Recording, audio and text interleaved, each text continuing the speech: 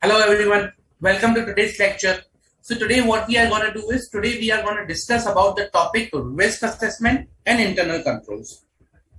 This topic, you can say chapter 3 of the module, plus this also covers a bit of essay 315 and 330. We'll discuss in detail where we are taking the reference for the 315 and 330.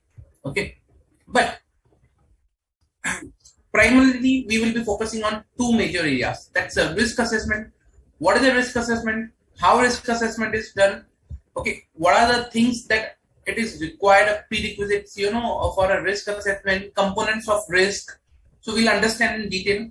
Second, about internal controls.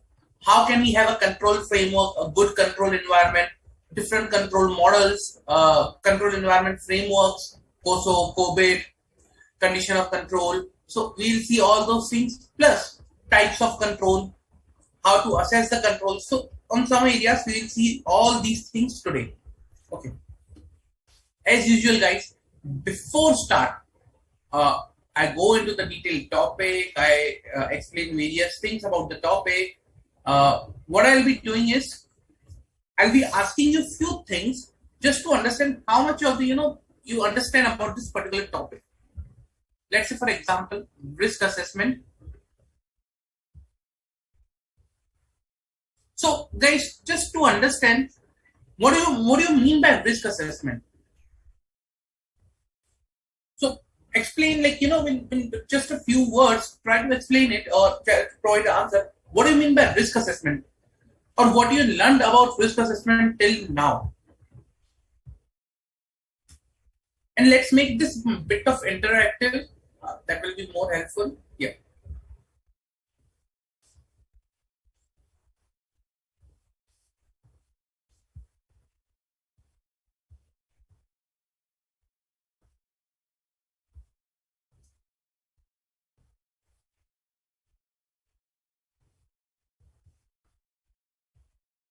Okay. So, guys, basically, risk assessment. When I talk about risk assessment, I'll bifurcate the term and I'll explain you what it means. First of all, it talks about risk. Risk means something that could go wrong.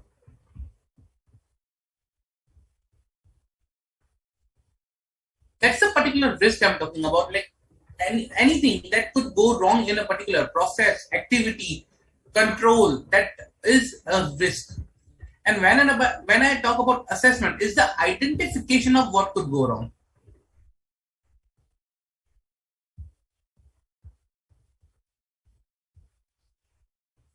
It's the identification of what could go wrong plus measuring the impact and likelihood.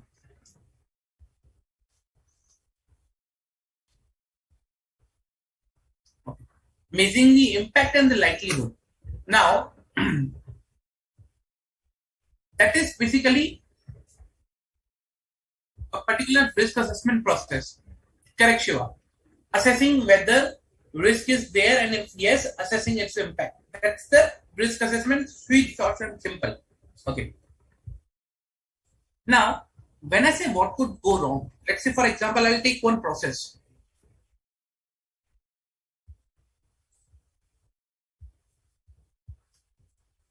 Okay. A person posting invoice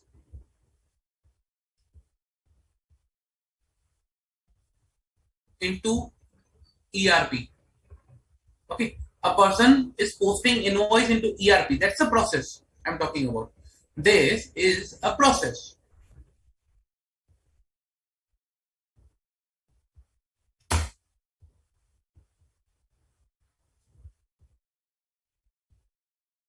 Now you tell me what can go wrong in this particular process.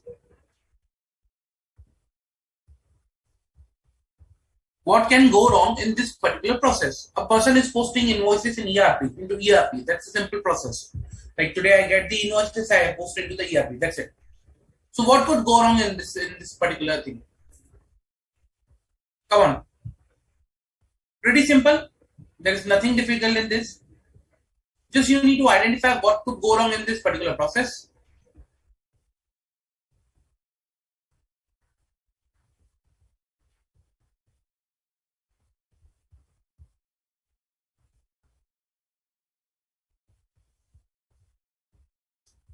Manual typo error, correct, sure. So a person can, enter into a typo error. So I'll write it down here.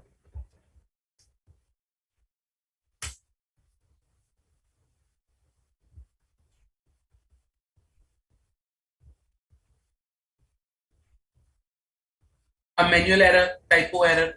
Now, can I rewrite this frame into, sentence into wrong posting of invoice?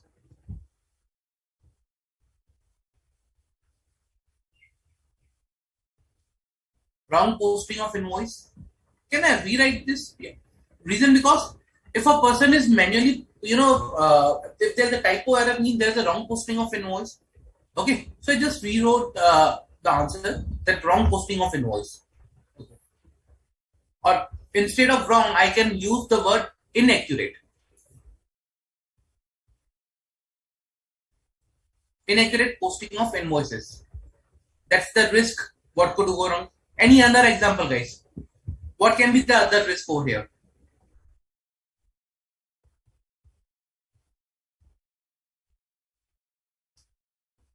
I'll give you. Other risk is unauthorized posting. For that, your phone needs a mobile number. Unauthorized posting of invoices. Unauthorized posting means the invoices which were not required to be posted were actually posted. Okay, so these are certain examples of risk, or what we say is what could go wrong. Okay, what could go wrong in this particular scenario. Now, when I say process, I identify a risk. Okay, now this risk can be attributed to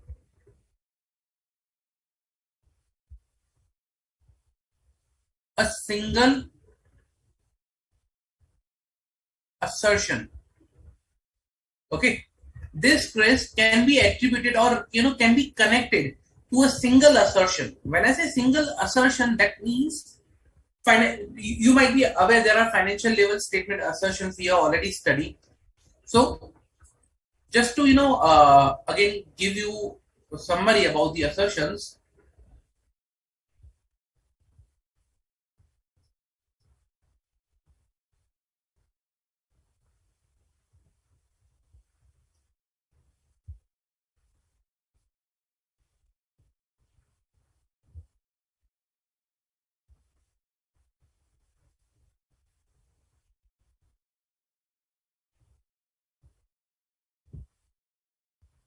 So basically, I'll classify the assertions into three ones. One relating to transactions, okay. One relating to balances, and one will be the presentation and disclosure.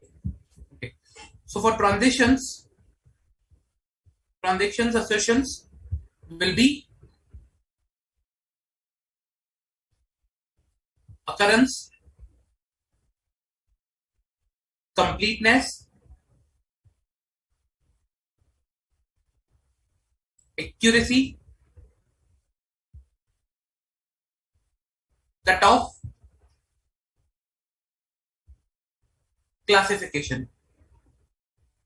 Now, what are these assertions? Assertions are that you need to verify while performing the audit. When I say occurrence, okay, for a transaction, when I talk about occurrence, that means the transaction has actually occurred. It's not just a fictitious transaction, but you are checking the actual occurrence of the transaction. When I talk about completeness, means your population, your testing, your audit procedure, is ensuring that the complete population or the complete whatever the samples you have is complete from each and every point of view. Accuracy, the data or the sample you are testing is accurate. Cutoff, it is of the correct period. It shouldn't happen that transactions of the current period are going to the next period, or transaction of the next period are coming to the current period.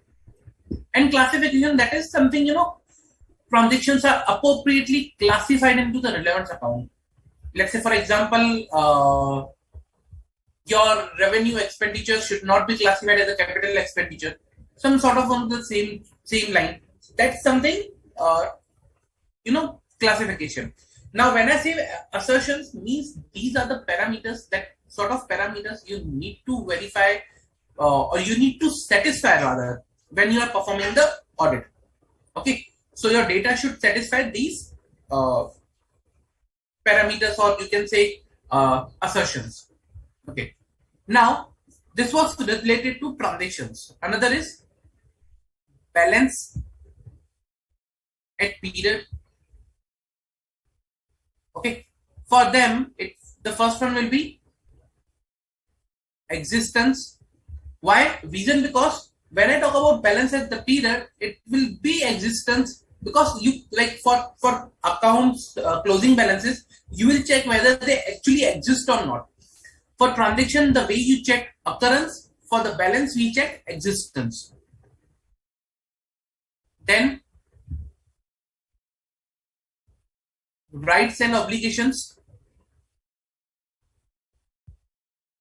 What is rights and obligations? Rights and obligations means whether the entity holds or controls the right to asset, liability, or the obligations in case of the liabilities.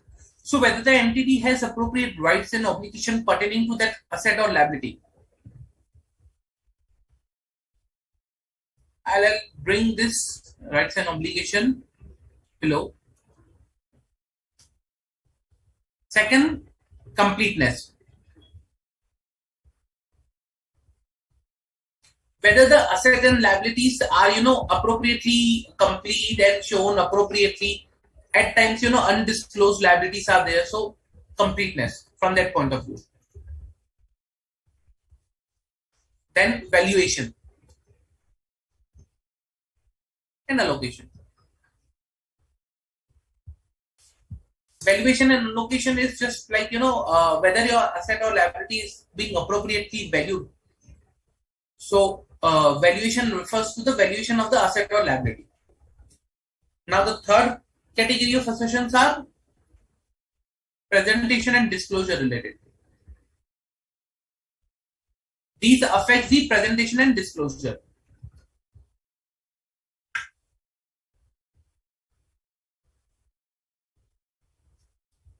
Okay.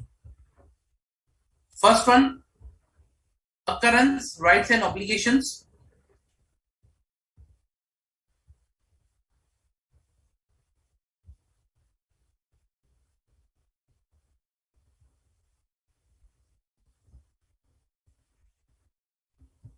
So, occurrence, right and obligations means whatever it is being disclosed, it has occurred, and it is, entity has a right or obligation in relation to that. So, whatever is disclosed, entity actually, has been occurred. Complete. Completeness means whatever has been disclosed is complete. Classification, whatever is disclosed is appropriately classified and disclosed.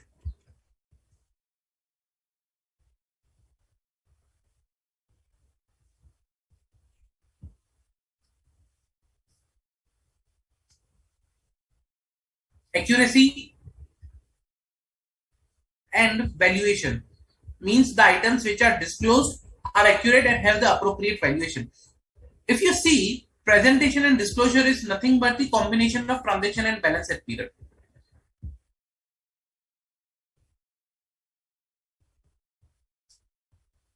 For example, occurrence over here, rights and obligations will make your occurrence and rights and obligations.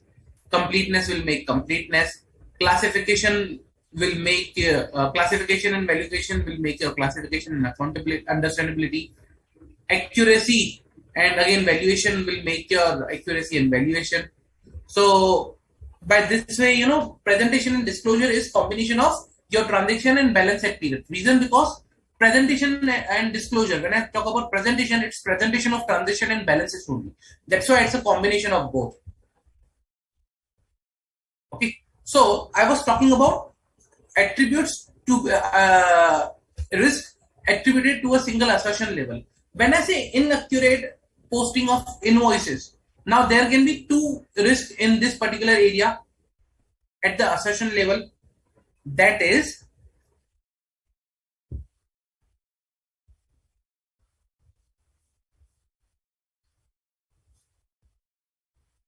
accuracy. Like for example, if someone has entered manually, there was a typo error, I can say accuracy is an issue over here for this inaccurate posting of invoices. Are you getting, guys? So accuracy in case of manual typo error. So if there is a manual typo error, there is a risk that the person can enter a typo error while entering the invoice. And in case of a typo error, there will be an accuracy issue. So I attributed, you can say connected the risk to a assertion. By this way, I connected a risk to a assertion. Clear? Any doubt, guys?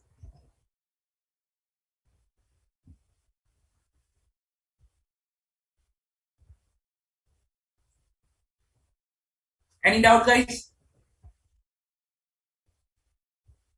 See, the important point over here is to understand how it goes, the risk, how we are linking with assertions, and the logic behind it. Second example, unauthorized posting of invoices. When I say unauthorized posting of invoices, means invoices which are not required to be posted are posted. Invoices which are not required to be posted are posted. That means it may happen that occurrence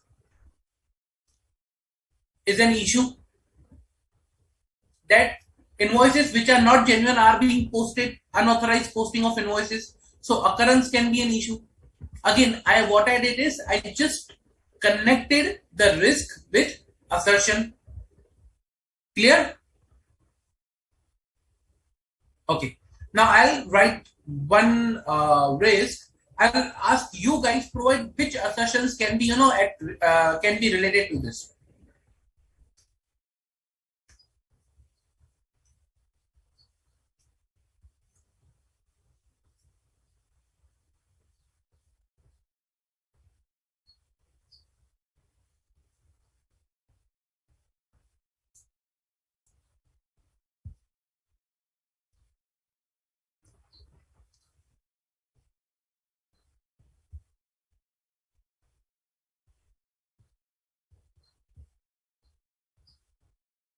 So let's say this is a risk I'm talking about.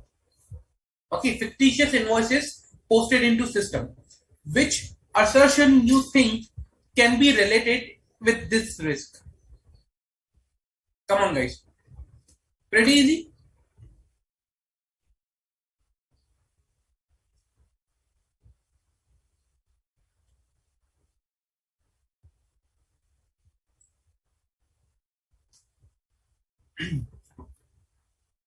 Pretty easy, guys.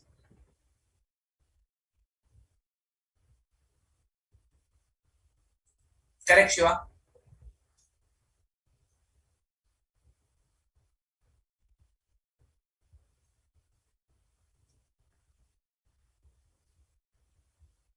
If today I post a fictitious invoice into the system, what is the main issue for me? What is the main area that will be impacted? And you like from assertions, if you say.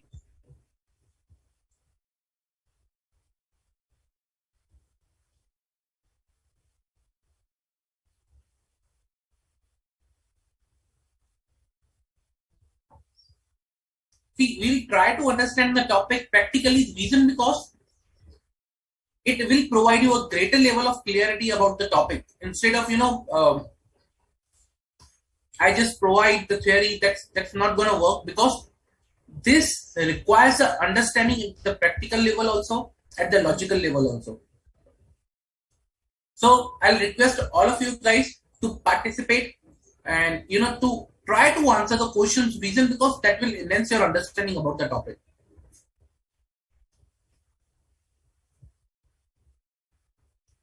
Okay. When I say fictitious invoices posted in the ERP, the issue or the assertion that can be related to this particular risk is occurrence. Like I say that there is a risk of occurrence that the transaction might have not actually occurred, or being recorded or being reflected in the books of account. Clear? That's the one of the example we can take, occurrence in this case. Okay. Now, so we started with risk assessment. I was talking about risk and assertion levels, like what could go wrong is a risk. Now, when you identify, okay, what is the risk and what assertions are it is impacting, the next step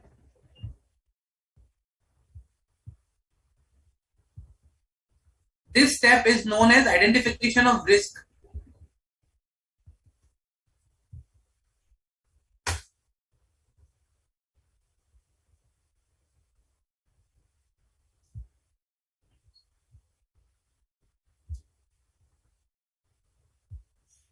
First, you identify the process, then you identify the risk. Now, your next step will be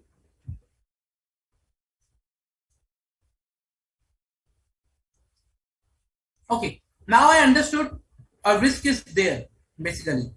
Like for example, manual posting of invoice was there, and the risk is that inaccurate posting of invoices. Okay. Now, for that particular risk, I need to understand few things. I need to understand few things. Those few things are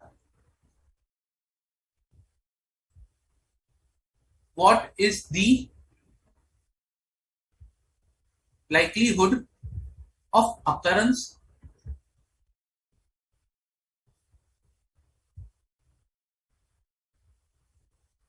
what is the magnitude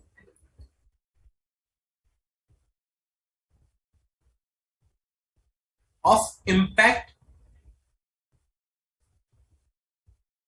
on occurrence. Okay. What controls are placed to avoid that risk. Okay. What controls are placed to avoid that risk? So these questions I will be asking. First, what is the likelihood of occurrence? How can I identify the likelihood of occurrence for this particular area, like inaccurate posting of invoices, manual typo error? Let's say manual typo error we are talking about.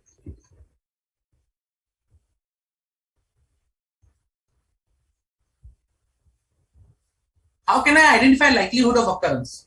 Simple. In these scenarios, when the likelihood of occurrence is not easily available, we tend to refer to the past data. Okay, how much time we have identified, or we think it's an estimate or management judgment that what kind of likelihood they expect in this case. Like out of 100 invoices, in how many invoices they expect that the person will commit a typo error. That depends upon how much person that is new to the organization or old, how many invoices he has processed, how much efficient he is in working. So all those things. That will be, a base to calculate the likelihood of the particular risk. Magnitude on impact. Magnitude on impact, let's say for example, I talk about 100 invoices. Out of 100, I can say there can be 2 invoices on which there can be manual typo error. Now these 2 manual invoices, let's say for in my case, each invoice ranges from 1,000 to rupees 10,000, not more than that. So for 2 invoices, the maximum exposure I can get is 10,000 into 2 is equal to 20,000. That can be a magnitude. Now I will compare with this with materiality. If this is material, then I have a higher magnitude or impact on the occurrence. If this is low, let's say for example, my material is let's say 2 crores.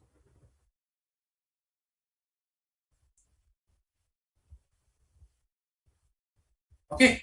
Now my materiality is 2 crores, and in front of that, I assess, okay, the impact of this risk can be only till 20,000. This is not material. So this has low magnitude, low likelihood.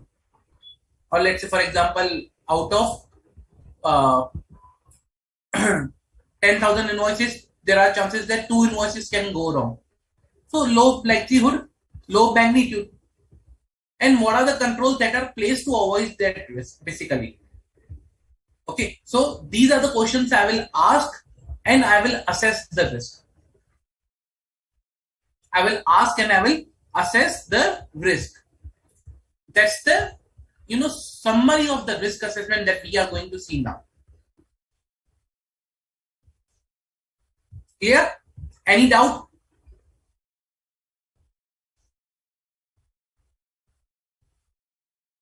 Any doubt, guys?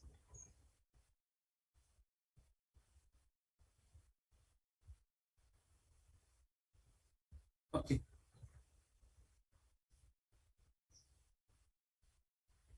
When I talk about risk, as of now, I'll bring this down. When I talk about a risk, okay, what could go wrong, identification of risk. That risk initially we known as like this particular risk, if I talk about, these are the inherent risk of the processes.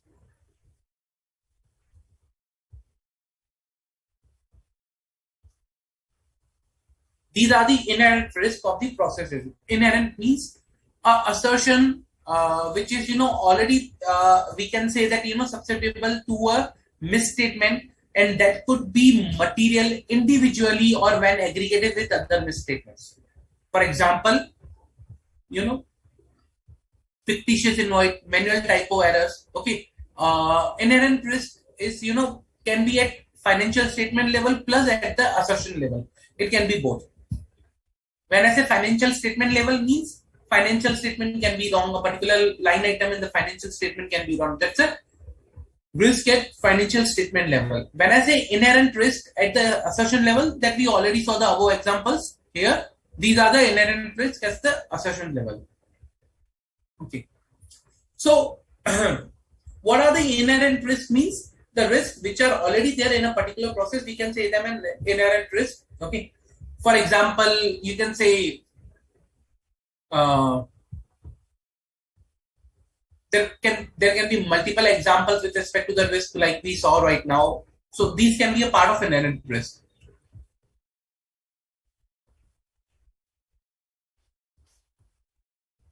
Then the next is, remember I had a question that what controls are placed to avoid that risk. This particular question, what controls are placed to avoid that risk?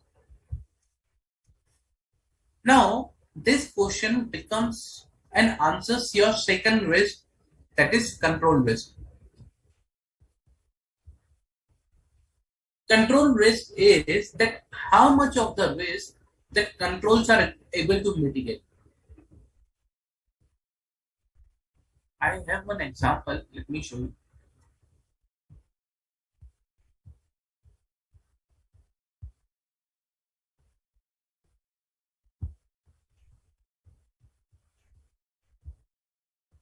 Just let me show you one example.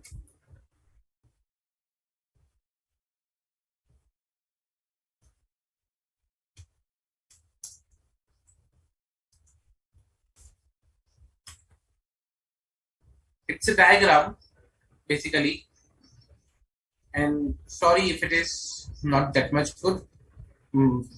But this is something a sort of diagram we are talking about over here. Now, when I say the rain is falling, that rain is nothing but the risk. This is the risk that I'm talking about. When internal control is sort of like an umbrella or a protection from the rain.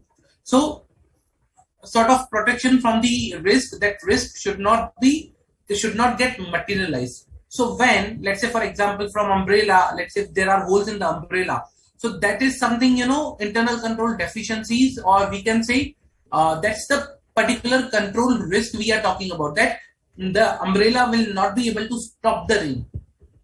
Okay, so in this case, sorry if the diagram is not that much good, but again, the point is that umbrella, when I talk about control risk, is that means the umbrella will not be able to hold that rain. That is the control risk. So in our case, when I talk about control risk, means that internal controls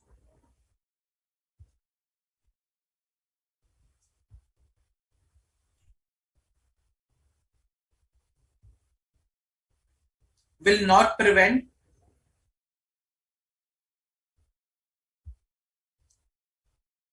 or detect or correct actually, okay, the misstatement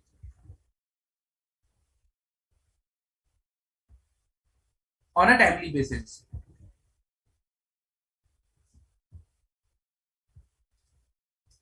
Okay, so that's a control risk. Now the third type of risk that we will see is detection risk.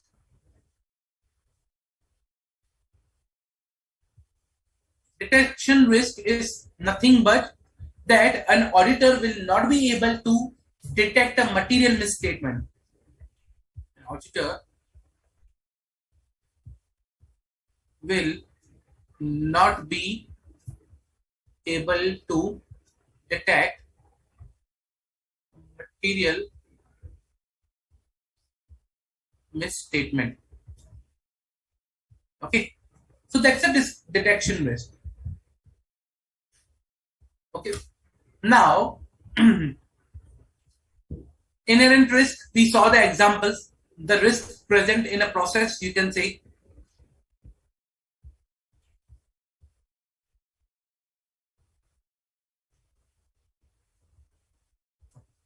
So when a risk that is present in the process, okay, and if we say that the risk that is present in the process is, has some impact, or there are chances for that particular risk that the control will not able to mitigate.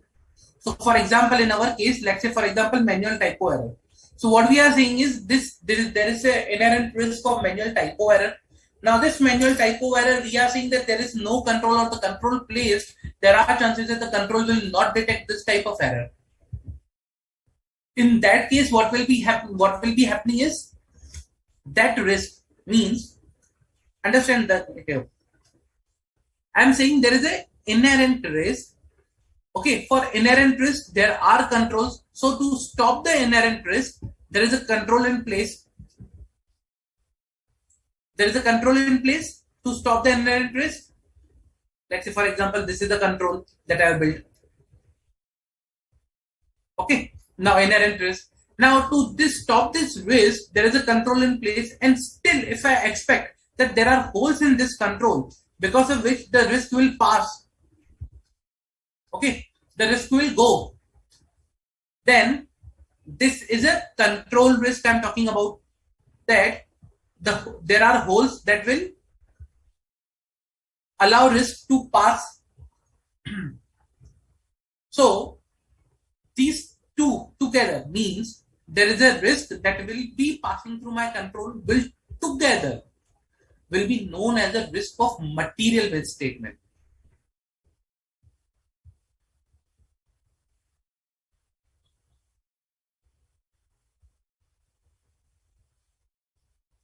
Why risk of material misstatement? Reason because, why, see, till now it was a risk of misstatement, but when I realized that my control is not that much sufficient to stop this particular risk, when I realized that the controls are not efficient, there is a control risk present. Control risk means the control will not be able to detect, correct, prevent the misstatement on a timely basis. At that time, it becomes critical for me that okay, yeah, there is a risk, but control is also not appropriate working. There is a control risk also that becomes material for me. Two risks together becomes material. That's why I say as a risk of material misstatement. Okay.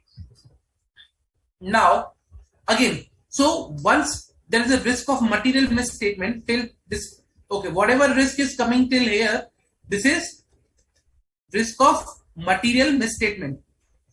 Now, to address this risk of material misstatement, what is done is auditor performs certain procedures. Those are known as audit procedures basically. Okay. Now, audit procedures will be performed. Let's say, for example, manual typo error. We identified there is an inherent risk, manual typo error.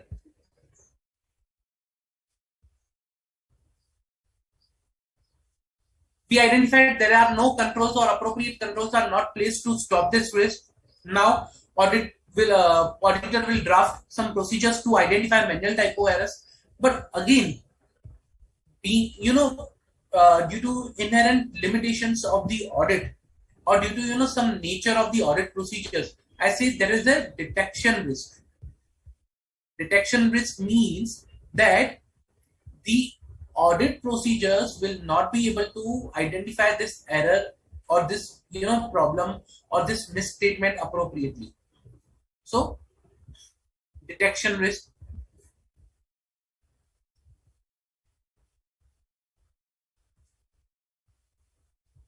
That these misstatement or errors which have been caused by the manual typo error, manual typo will not be identified. So that's the detection risk.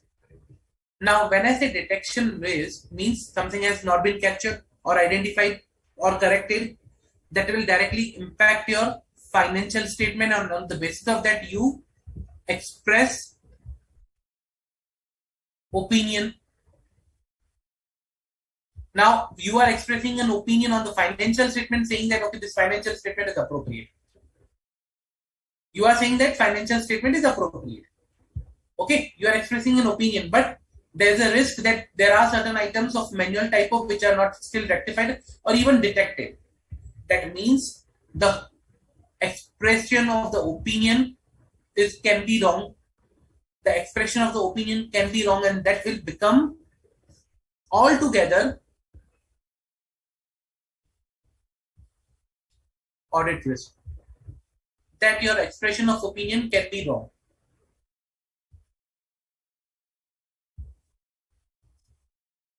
Clear? Any doubt?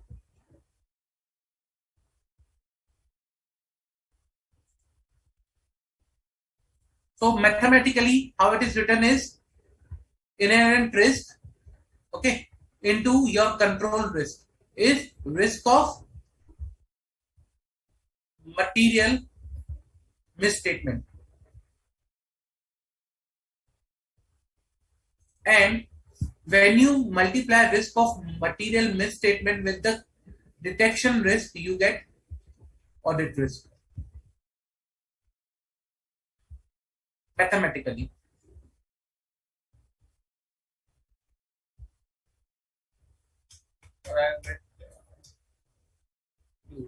Okay.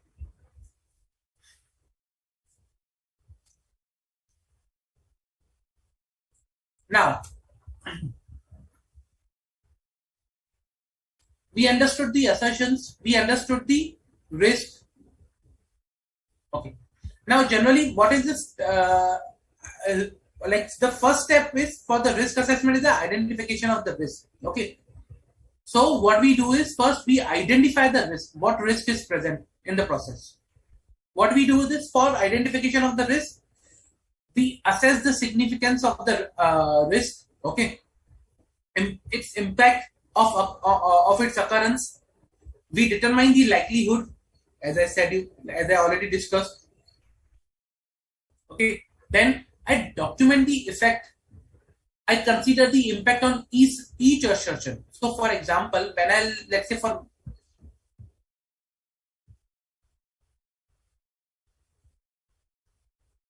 Okay, manual typo error. So when I will prepare, the documentation or I will do risk assessment, what I will do is I'll say manual typo error. Now I'll write it various assertions that were there.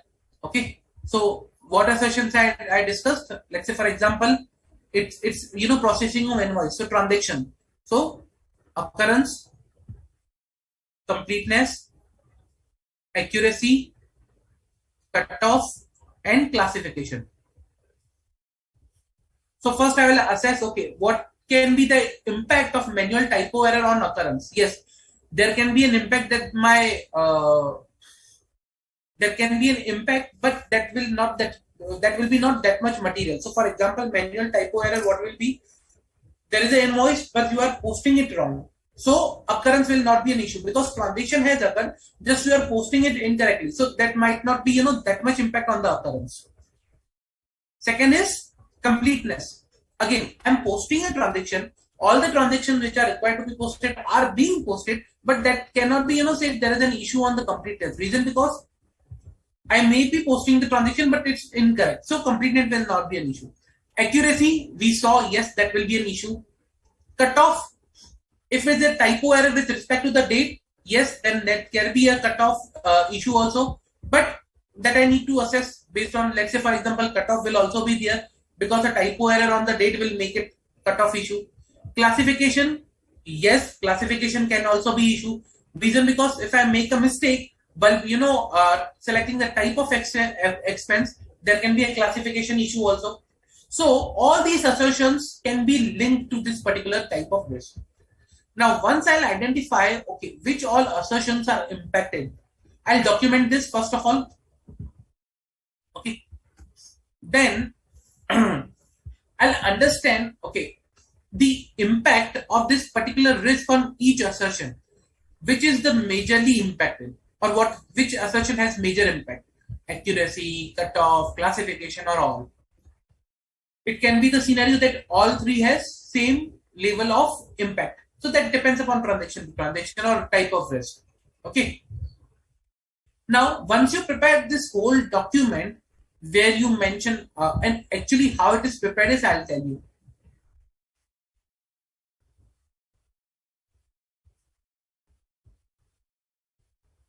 I'll show you an example of one document that is how it is prepared. So what I do is I write the process.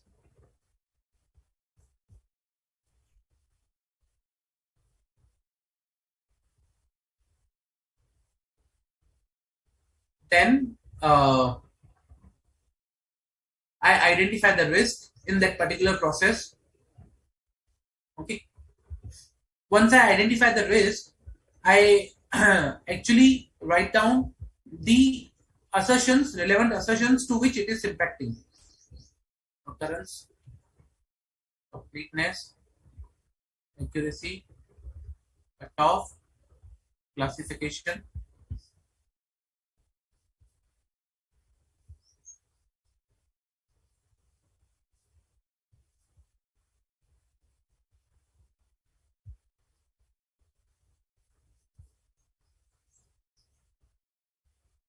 Okay.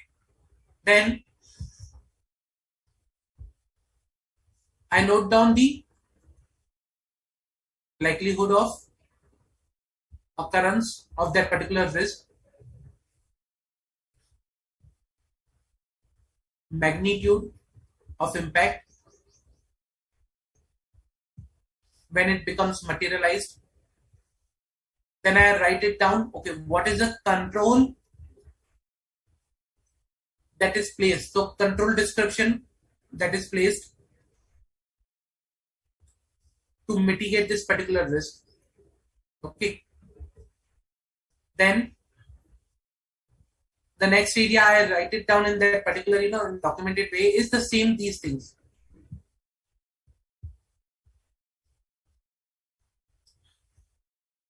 Reason because it can happen that, for each and every assertion, I have a different control.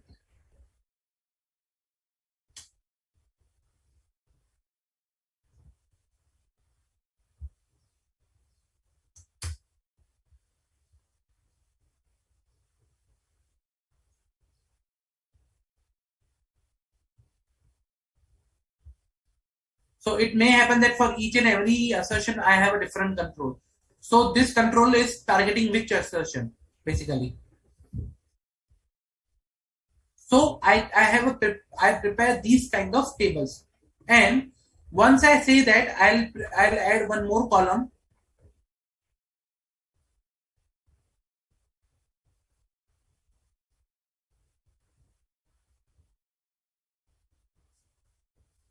Okay, let's say for example, I'll fill it for your reference and so that you can understand. Let's say for example, invoice processing is the process. Risk inaccurate posting of invoice. When I say inaccurate posting, it will not impact the occurrence. It will not impact the completeness. It will impact the accuracy, cutoff, and classification. Okay. But again, having said that, when it will impact the cutoff and classification, it will not that much be material, but as compared to the accuracy. Okay.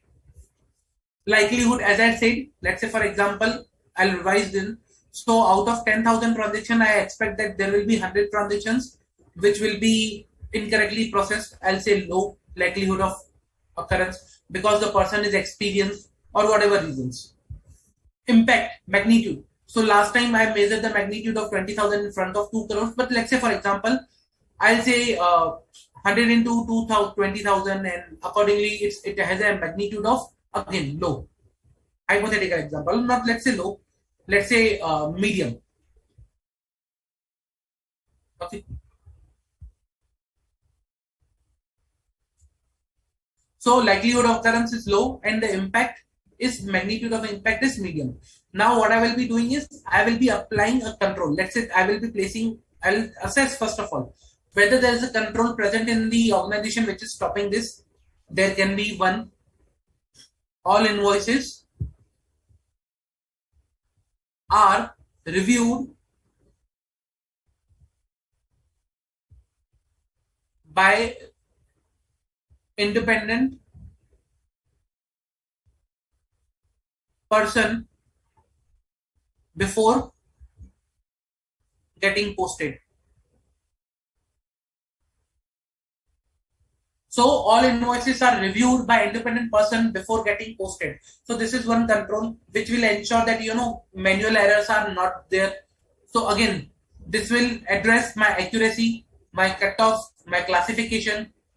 Plus, there can be other controls also. Like for example, system controls that will not allow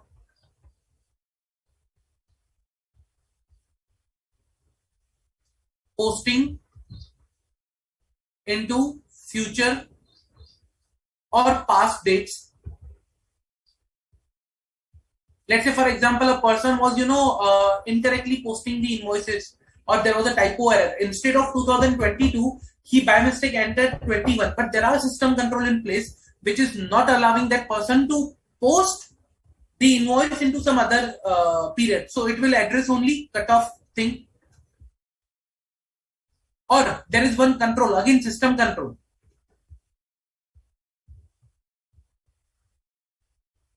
that classification is automatically selected based on vendor in the invoices. So while entering of the invoice, whatever vendor I will select, it will automatically select the classification. So in the current case, again, this control will only address the classification thing, not the accuracy or complete cutoff thing. So there can be various controls to address one particular assertion. Okay, there can be various controls which are for a particular risk. Okay, now these are in front of this risk, manual typo error. Risk is single, manual typo error. There are three controls in an organization which will try to help to mitigate these things. But now I will identify which is the main key control. I'll say this is the main key control because it is addressing more assertions. And these can kept as a non-key because these are addressing the single assertion. So I can keep the non-key. But again, that is something uh, you know decided upon after giving a lot of thoughts and discussions with the management. So this is the file I prepared, and this is known as this whole file that I have prepared. In practical life, we prepare like files like this. In practical life, we prepare file like this. We prepare a matrix.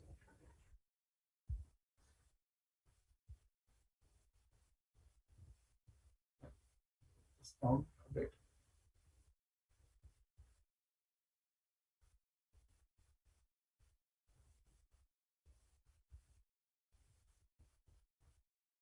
And this matrix is known as risk control matrix. This is nothing but a risk control matrix that we prepare.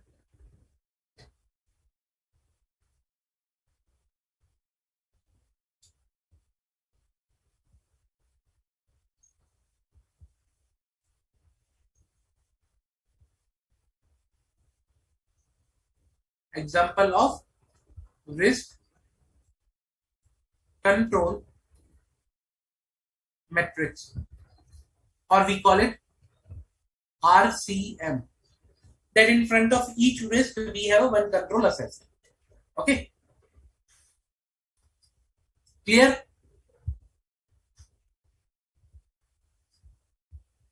Any doubt, guys? Any doubt? Are you able to understand, guys?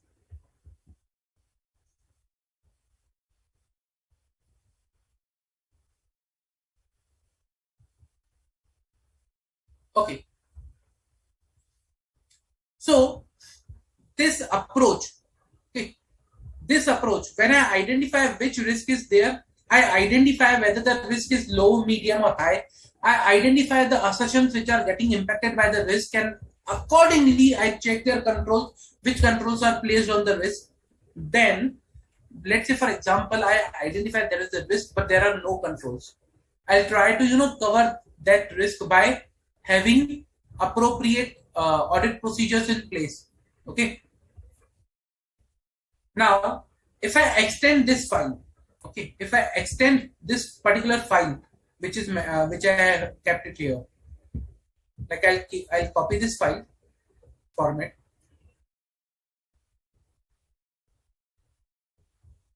paste it here.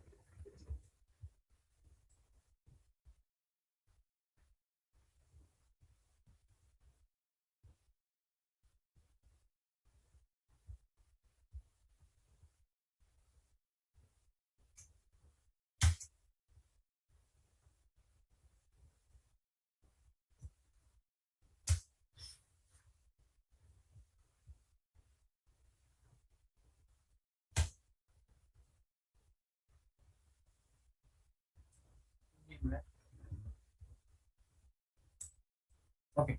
When I extend this file to include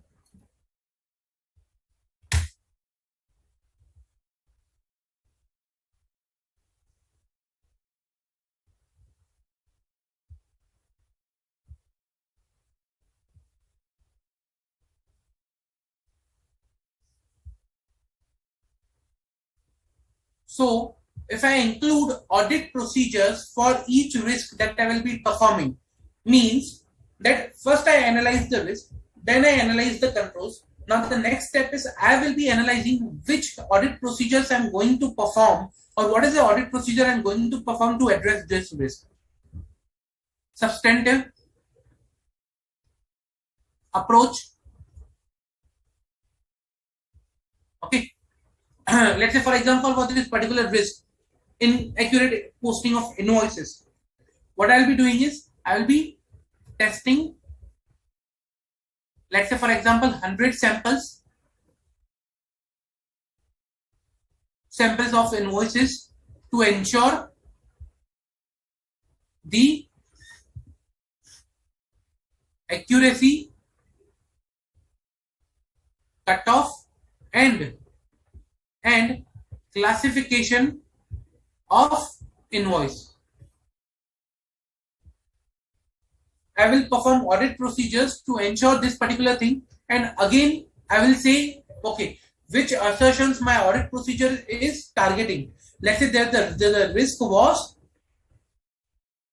accuracy, cutoff, and classification. So at least my audit procedures, whether reliance upon the control or whether performing some substantive audit procedures, should address all the assertions: accuracy, classification, and cutoff. Because there were risk in three assertions, my audit procedures should also address these three assertions. Okay. So accordingly, I will draft my audit procedure and I will perform the audit procedure. This whole thing, whatever I have done till now, this whole thing is known as risk based audit approach.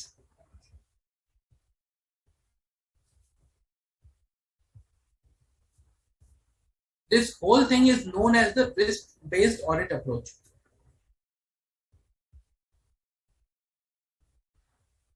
In risk based audit approach, what we do is that we analyze the audit risk, set the materiality threshold based on the audit risk, and develop the audit program. Okay. So first I'll highlight which are the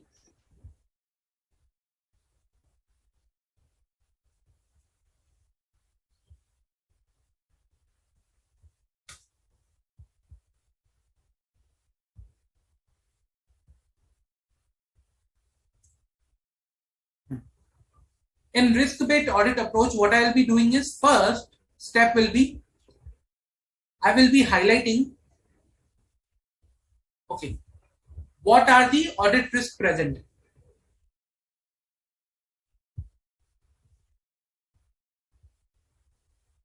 Then I will analyze these audit risks.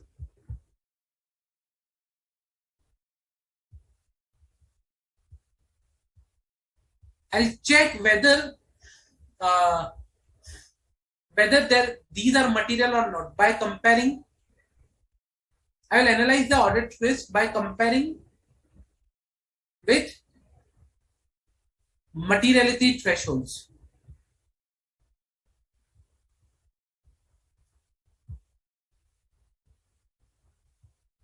Okay. And once I'll analyze the audit risk by comparing with the materiality threshold, then what I will do is I'll try to develop an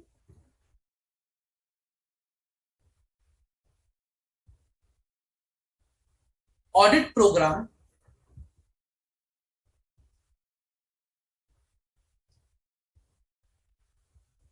okay I'll try to develop the audit program that first targets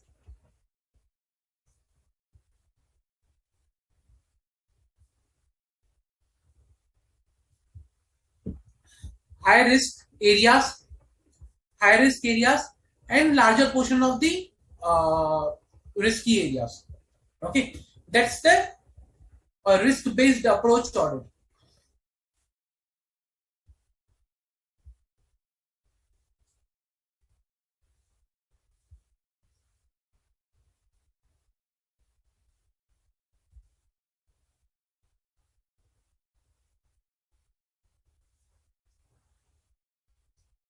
So that's these are the steps, you can say a summary of steps which are used for the risk based audit approach.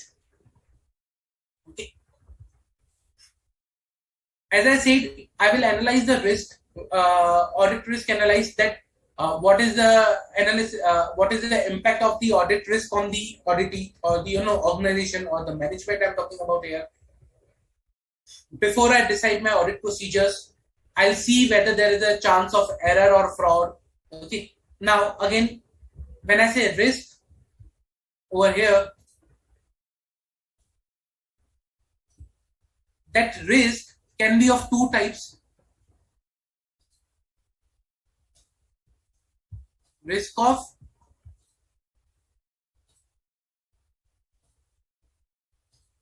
error and risk of fraud,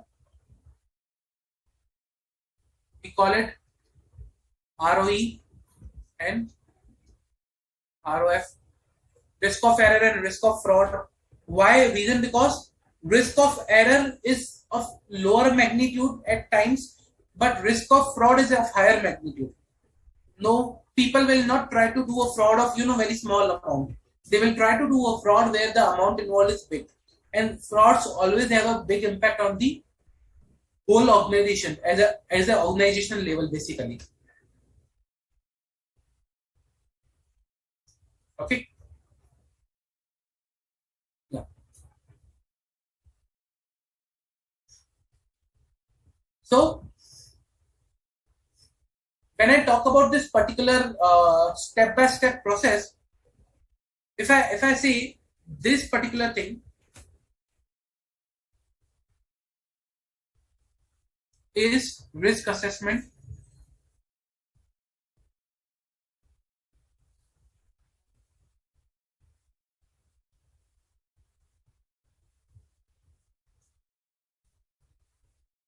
this particular phase is known as risk response,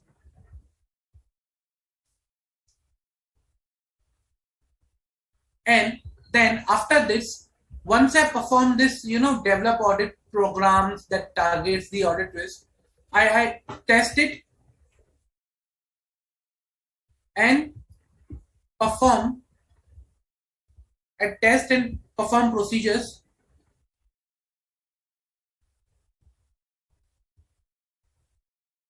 collect the evidence,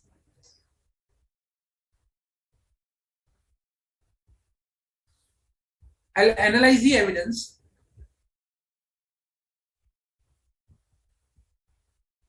and I'll report based on the evidence.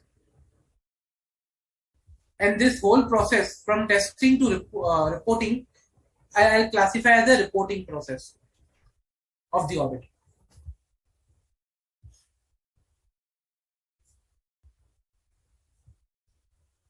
Clear? Any doubt, guys?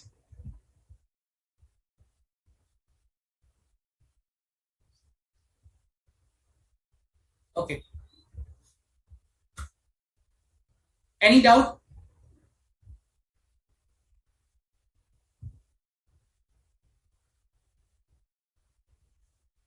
No? Okay. If no doubt, let me ask one question then. So I'll ask one question and let's see how much of the understanding we have gathered for this particular topic. Okay.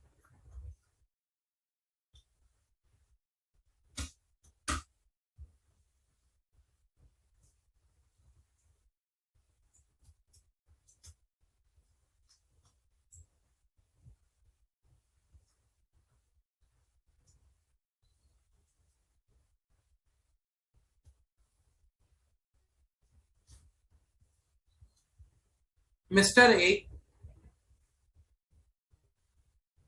audit manager for XYZ Limited.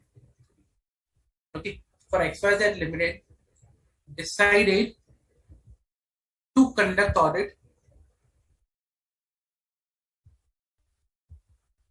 and design audit plan based on risk-based audit approach. Accordingly, Mr. A first identified the controls that are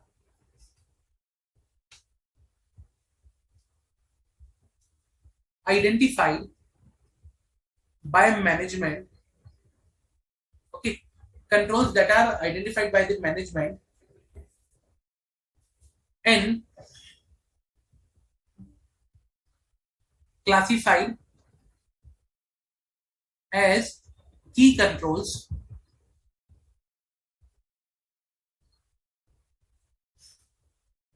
Mr. A first identified the controls that are identified the controls that are identified by management and classified as the key controls. Secondly, he decided to test all the key controls, and then he decided to test fixed assets, accounts receivable, sales, purchase, and accounts payable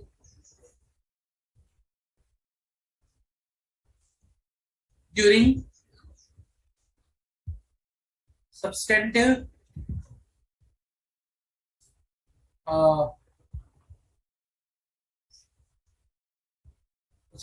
phase of audit.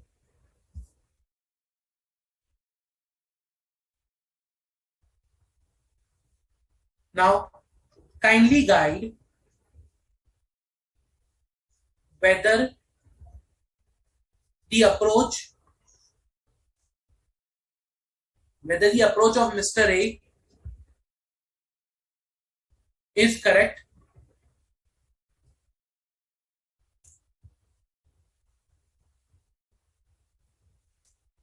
You need to guide Mr. A whether the approach is correct or not.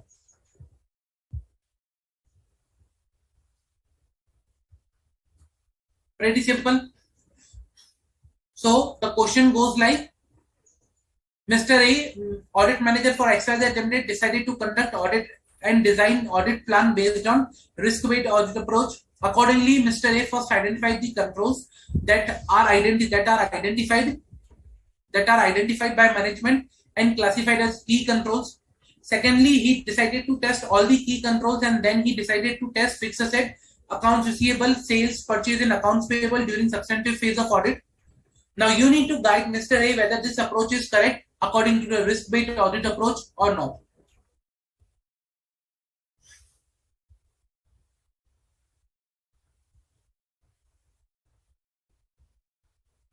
Come on, guys.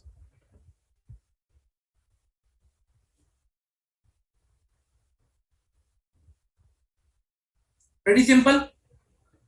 You tell me whether this approach is correct or not.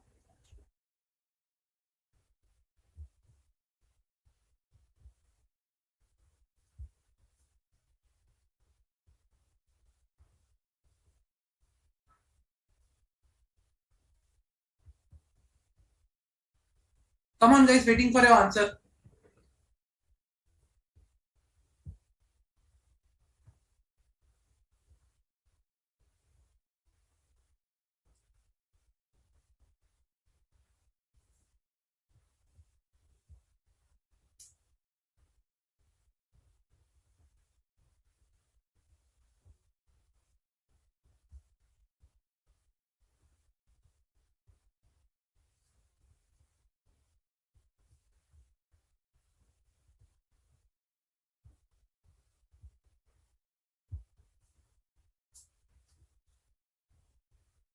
So whether he is correct or not. Simple.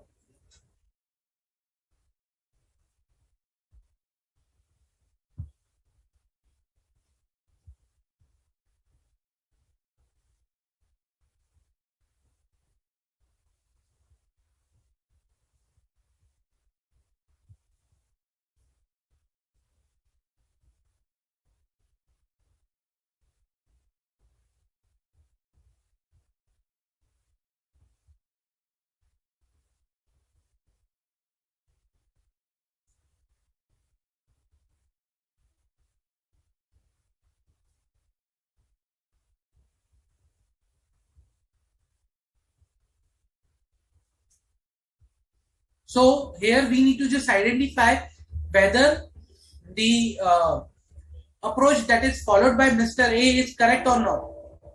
So whatever we discussed till now, it's the same thing that it's a question.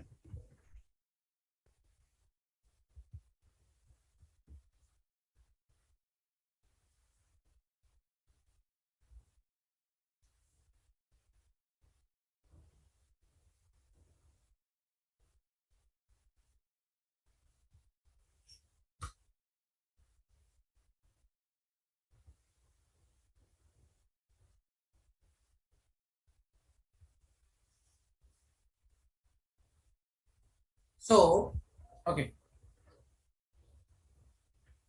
okay. In current case, see what Mr. A is doing is he first identified the controls.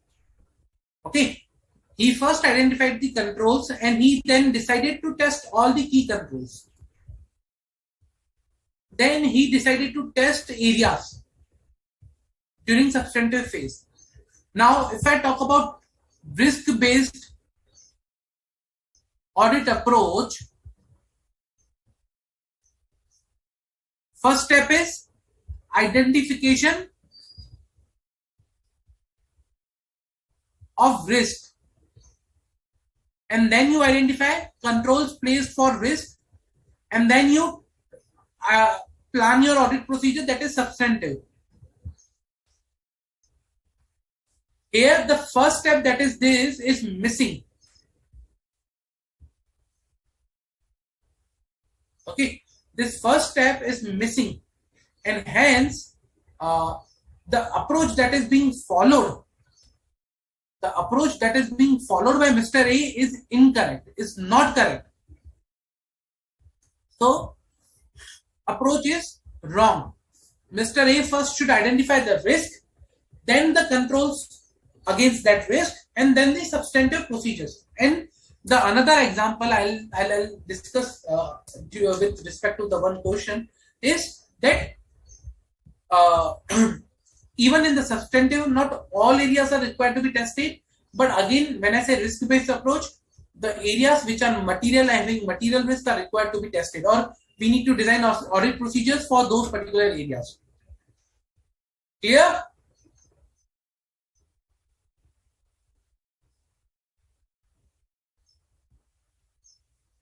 Okay.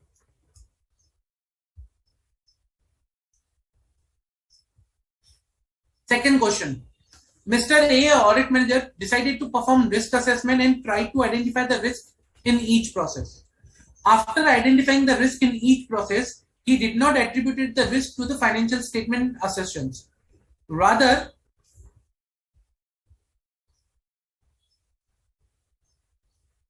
he attributed risk to financial level, financial statement line item level, as on asking Mr. A provided explanation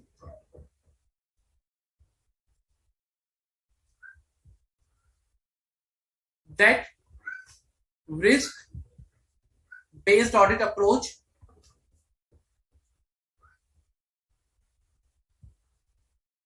requires risk to be mapped at financial statement line item level, not at assertion level. Okay, so Mr. A, audit manager, decided to perform risk assessment and try to identify risk at each process level. After identifying risk in each process, he did not attribute the risk to financial statement assertion level. Rather, he attributed risk to the financial statement line item level. Now, on explanation, he provided that this is done because it is required risk as a risk-based audit approach. In risk-based audit approach, it is required in this way. Now, you required to guide. You are required to guide Mr. A whether he is correct in his understanding.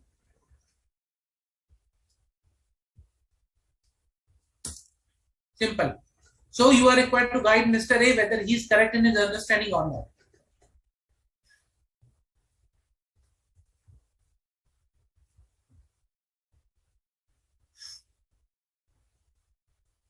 Akansha, manual typo error. Okay, what is the occurrence says that? Occurrence says that you are recording a transaction which has actually not occurred. Okay, typo error, a transaction has occurred, but we are just recording incorrectly. That's why it will not impact occurrence, but it will impact accuracy.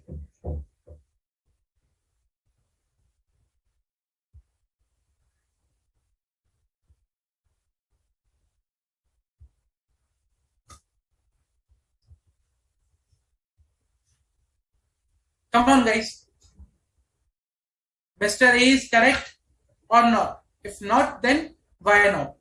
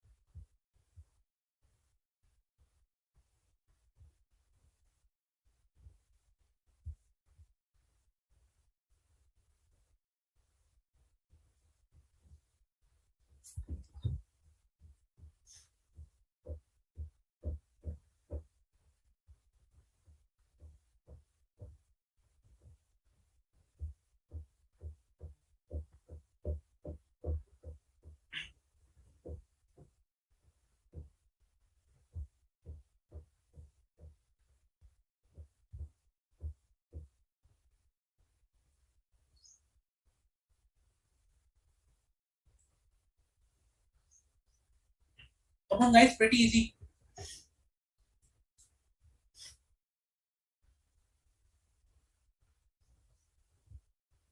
These are some topics which are important and which are related to the things that we will be seeing in the standards. When we will discuss standards, these things will keep coming, and we will be reporting.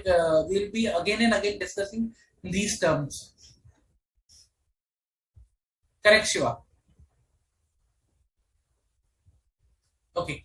So when I talk about risk-based, risk is not only attributed to a financial statement line item level, but as I showed you in earlier example, RCM. When I prepared a RCM over here, a risk is required to be assessed at the assertion level. So in the current case, Mr. A is incorrect because he has not assessed. He did not attribute the risk to the financial statement assertion level, and hence this is incorrect. He needs to first provide or assess the risk at the assertion level and then at the financial statement line item level. Clear? Pretty simple. Okay. Any doubt, guys? Any doubt till now?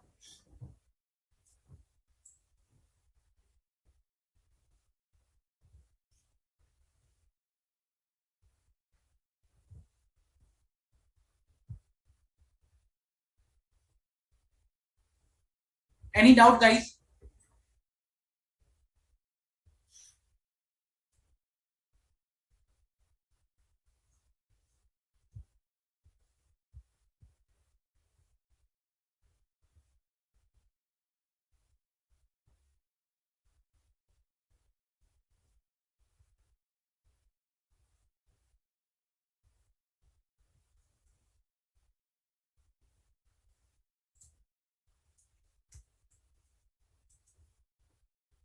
Okay. So that was the risk assessment that we discussed, and how risk assessment is done. Okay. Then we discussed, a bit about the response to the assessed risk, and then the reporting process. Okay, that is there. Now we were using internal controls, the term multiple times. Now I will provide the details. What are the internal controls and what is internal control system?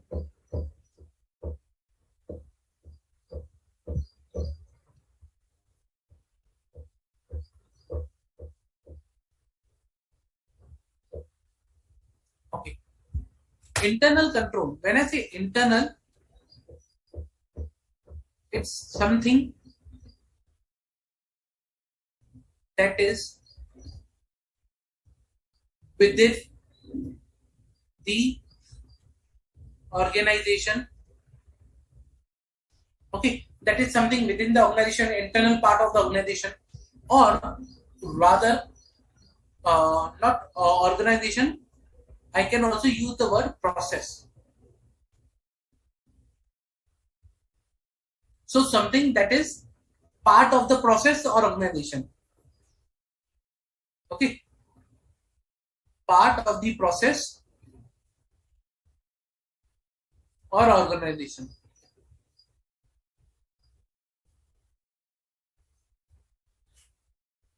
That's something internal I'm talking about. That's the internal. Control. When I talk about control,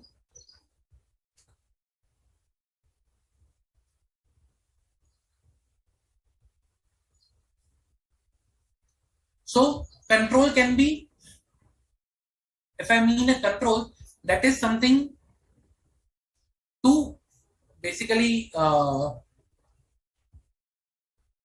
control something or restrict.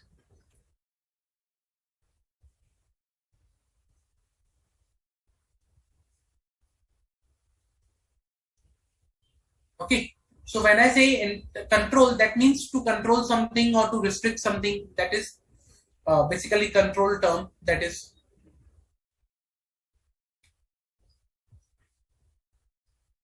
and system, that is a combination of something that is part. Okay, when I talk about system, system is nothing but the combination of both.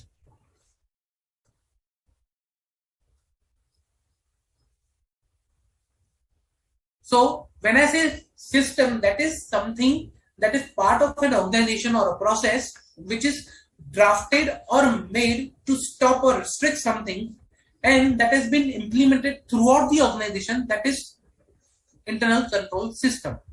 Now when I say something over here, this something is nothing but risk.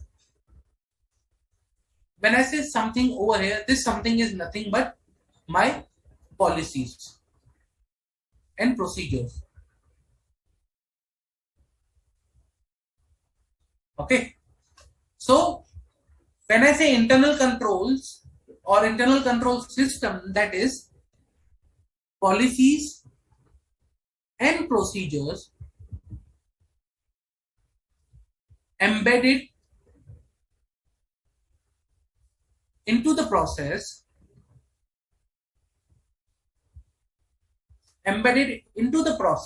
okay, slash adopted by management,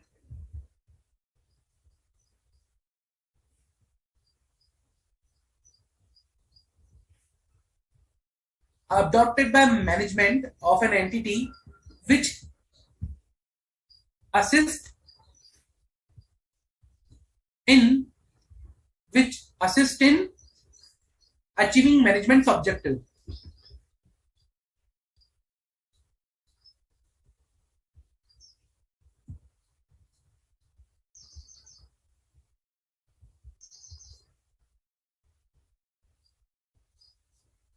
Now, when I talk about management's objective, there can be multiple objectives.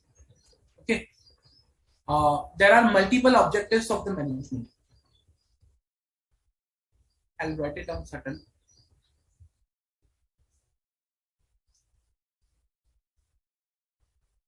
So objectives, multiple objectives like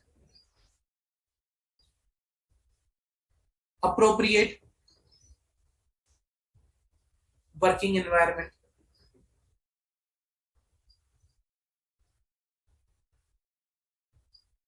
okay, timely detection of fraud, then error and fraud-free financial statement, business growth, okay, like they want to grow the business, and creation of goodwill in the market or brand in the market, like this way. So there can be multiple objectives of management. Now, for each objective, there can be various internal controls that are placed. When I talk about internal control, I'm not only talking about financial related. So internal control system can be financial, can be something else. So when I talk about appropriate working environment, so here controls are placed on HR system, like a control is there that on a timely basis the HR policies are reviewed and amended by management. Number two, for example, HR related control, that will be all the employees, all the complaints of the employees are resolved within 30 days, and a person reviews whether the complaint has been resolved appropriately. So controls on HR system. There can be controls on fraud. There can be controls on this particular area, business growth, that okay, budgets are approved appropriately. Okay, creation of goodwill, like branding, all those. There can be various control on to various areas. But for our purpose, or for the purpose of audit, we only focus out of this. Out of this, we only focus controls which are related to financial things or financial controls. Okay, so controls can be again on various things, financial, non-financial, uh, other areas also. So we need to focus on controls which are involved with respect to the financial decision making and financial reporting.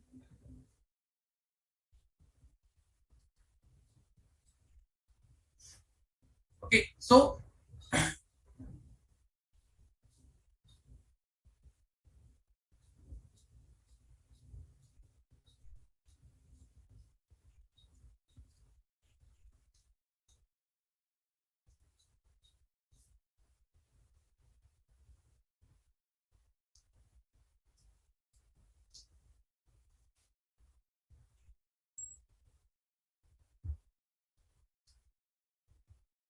okay, so we will be focusing on the controls which are for the purpose of audit. We will be focusing on the controls which are related to the financial reporting and financial decision making.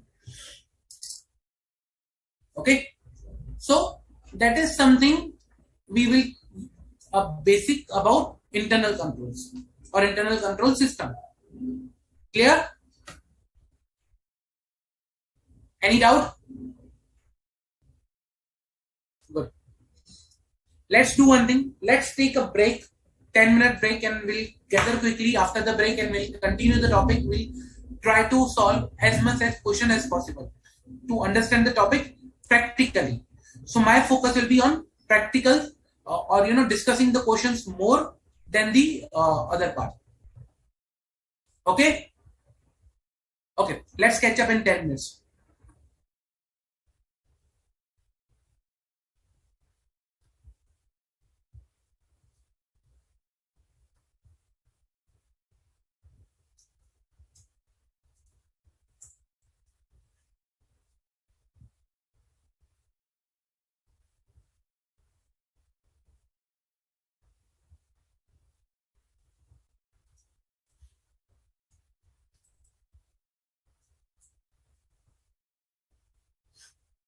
Nisavji,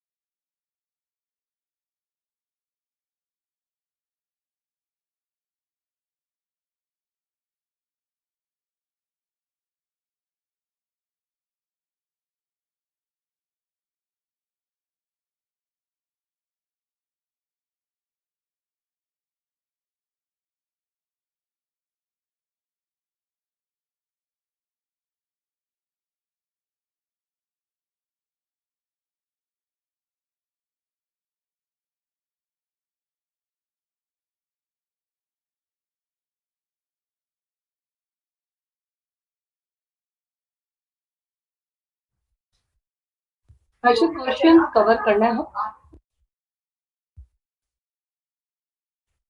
Hello everyone, welcome back. Okay, so we were discussing about the controls. We were discussing about the what are the controls. There can be various type of controls and type of.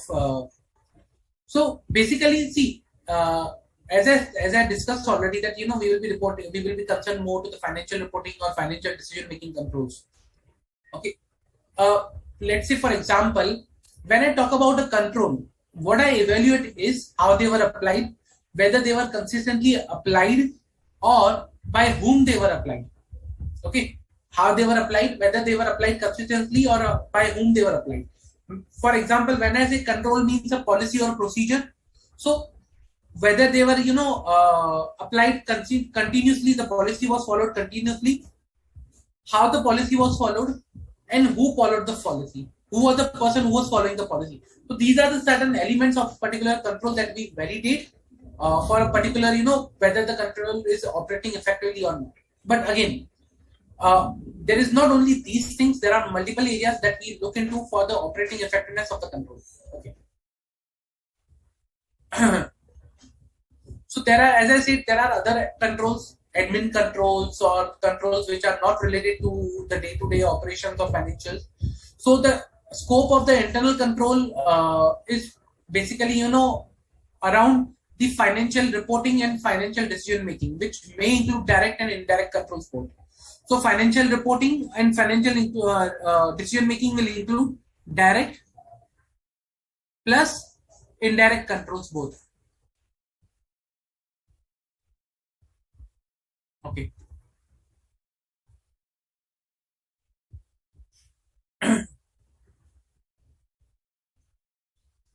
Now, so again, this was with respect to the controls. There are certain limitations of the control. Limitation that controls also cannot provide you absolute assurance. They can only provide a reasonable assurance that the transactions which are being processed are risk-free. There is no risk of material misstatement. Okay. Now, for example, I'll write certain of the limitations for the controls that are there.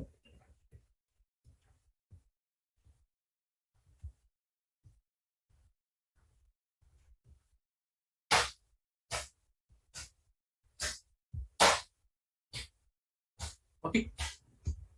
So first limitation I can say is cost benefit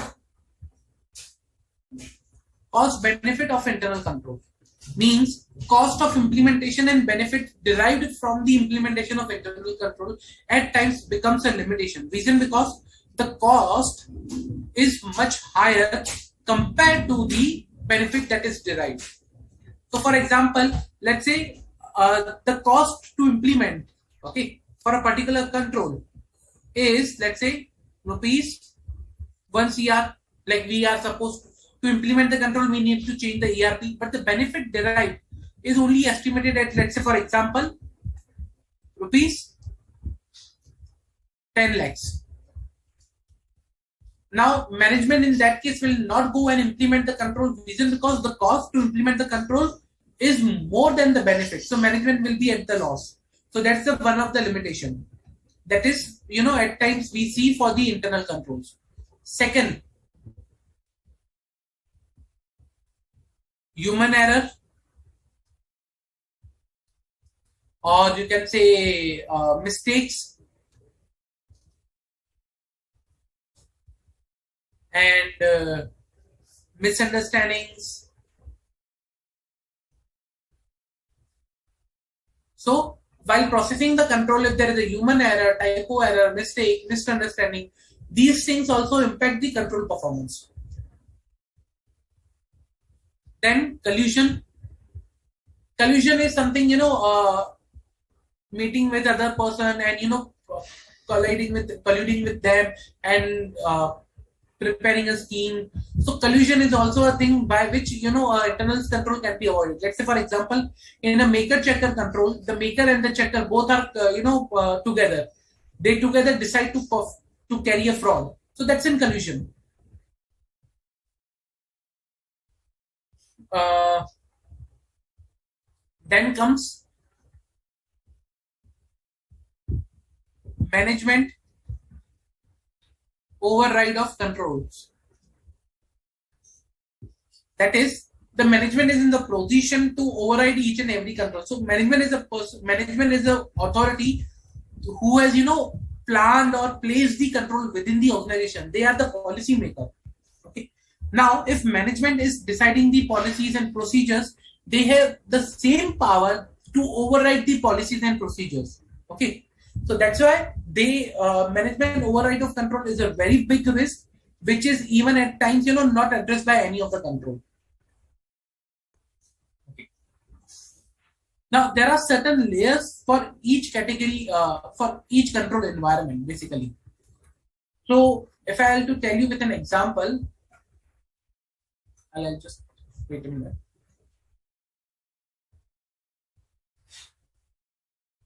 Let's take an example wise and discuss the categories of control environment, or you can say components or structure of internal controls.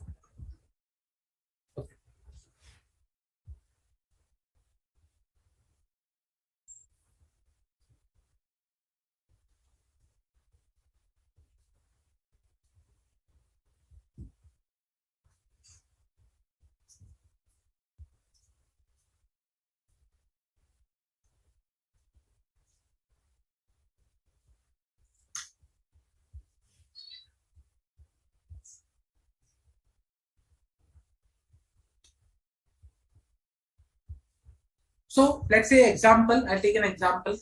For example,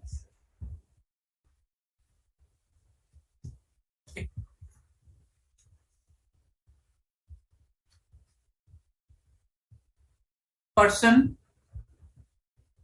recording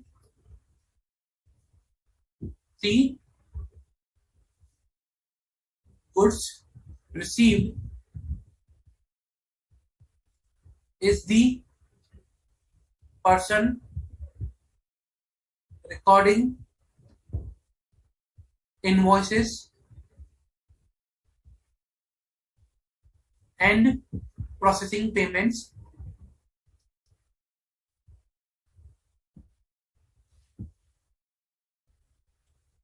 This setup is done or is prepared in order to save time, okay, save time in processing of invoices and payments.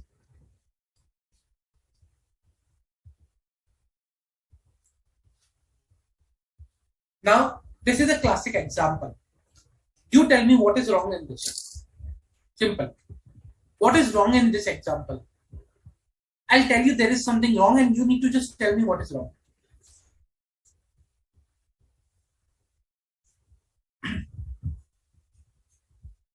Okay, so there is one question that what is financial statement line item? Okay. See, financial statement line item means line items that are appearing in a financial statement, balance sheet or profit and loss account. Let's say, for example, account receivable, fixed asset, intangible assets, or you can say current assets. There are various bifurcations of current assets. So those are financial statement line items. Let's say, for example, sale, some expenses. So these are financial statement line items. So guys, you tell me what is wrong in this particular area.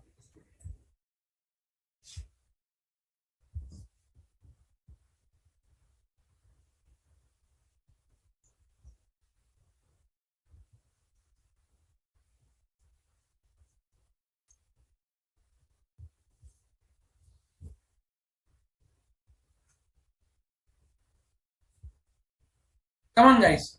What is the issue over here in this area?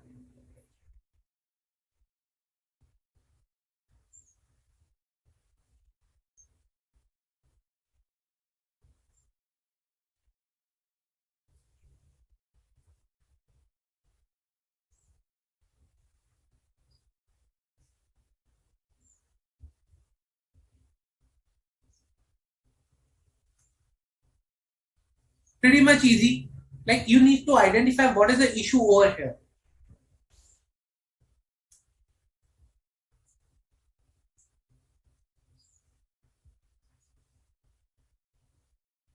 Come on, guys. And accordingly, we will you will understand the thing that the topic that we are going to discuss.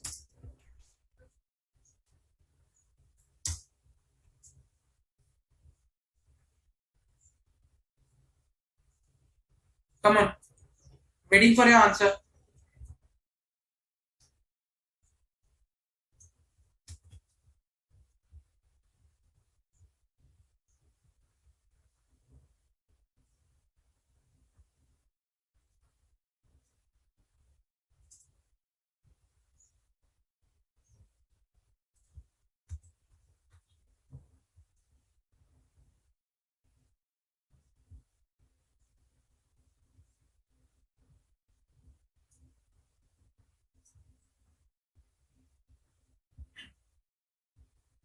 Correct, correct, Sairam. So the problem here is single person handling all the duties. So the single person is looking for all the duties. That's the problem that we call as a segregation of duty.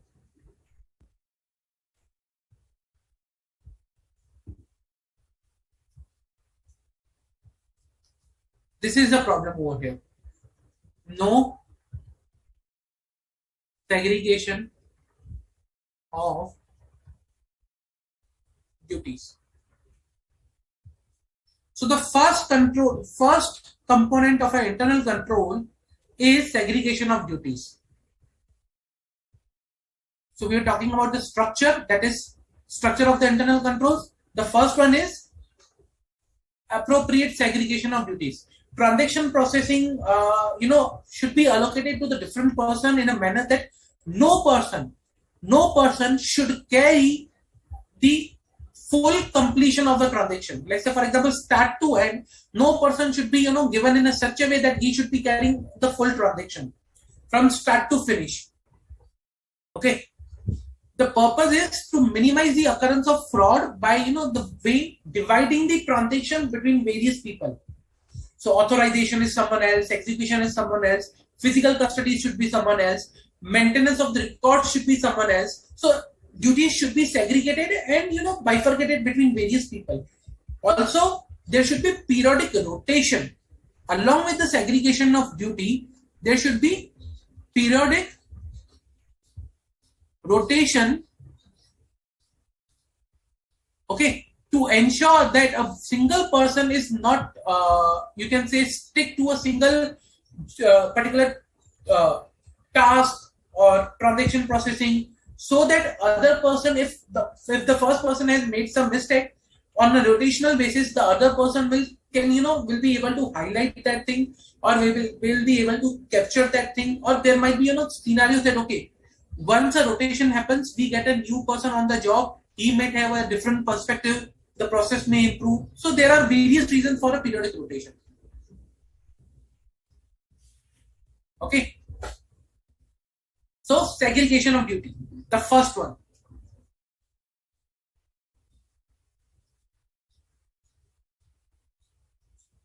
Second, I'll take another example now.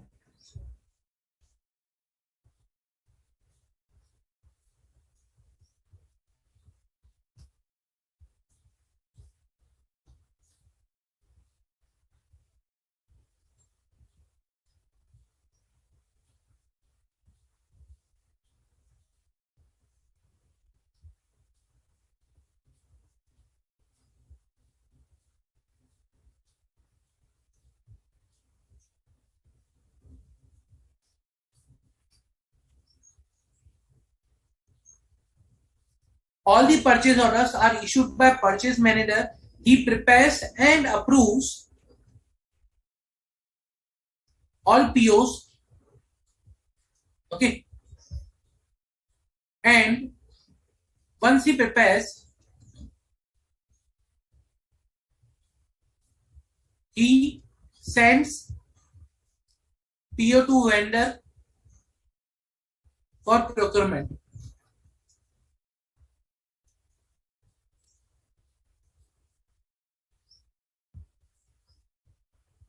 Okay, let's do one thing. I'll add it over here. I'll remove this term.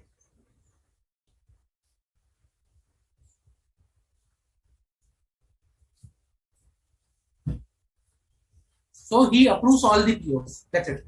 He approves all the POs. Once he prepares, he sends PO to vendor for procurement. He approves all the POs. Once he prepares, he sends to the PO for vendor for procurement. And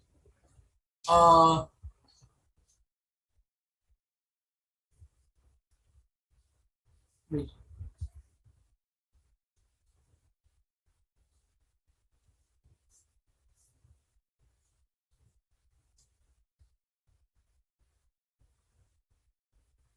I'll rectify something over here so that you can have more clarity.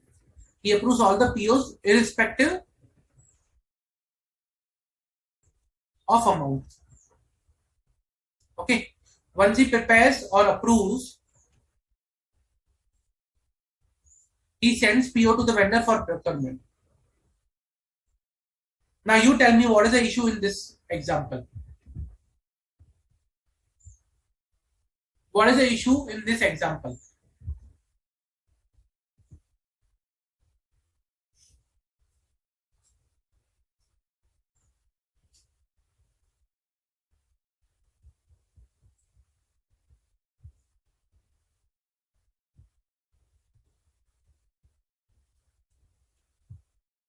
Come on. What is the issue in this example?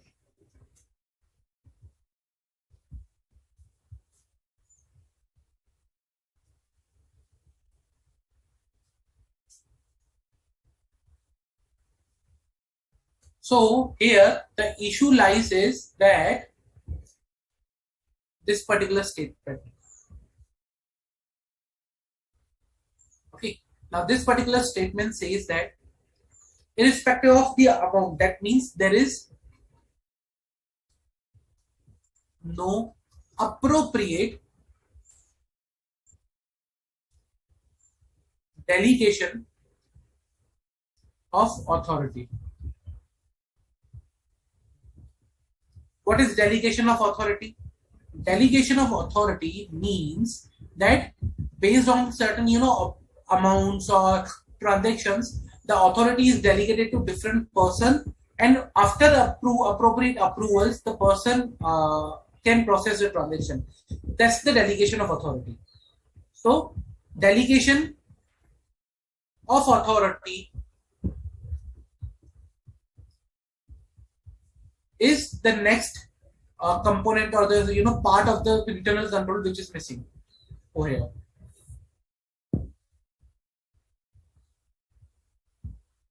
Clear? Okay. So first, segregation of duties. Second, delegation of authority.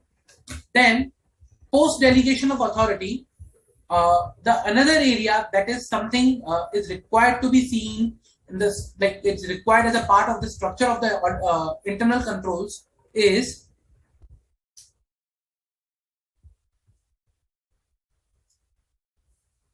adequacy of records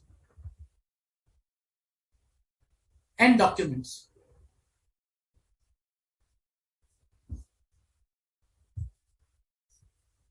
Okay, adequacy of records and documents. That is, transactions are accurate, executed as per the management's specific authorization. Okay, transactions and other events are appropriately recorded at correct amounts. Transactions should be classified in appropriate accounts. Transactions should be recorded in a manner to facilitate preparation of financial statement. Recording of transactions should facilitate accountability. So there are certain things that should be are required to be kept kept in the mind, that that should ensure that the appropriate records and documentation should be available, which should help in preparation of financial statement, which should help in identifying the responsibilities, roles and responsibilities, which should help in for you can say for prosecuting of the rest of the transactions, or identification of the assets or liabilities. So these are the basic things with respect to the adequacy of records and documents.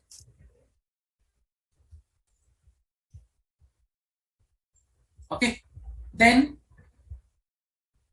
another element or structure of internal control can be accountability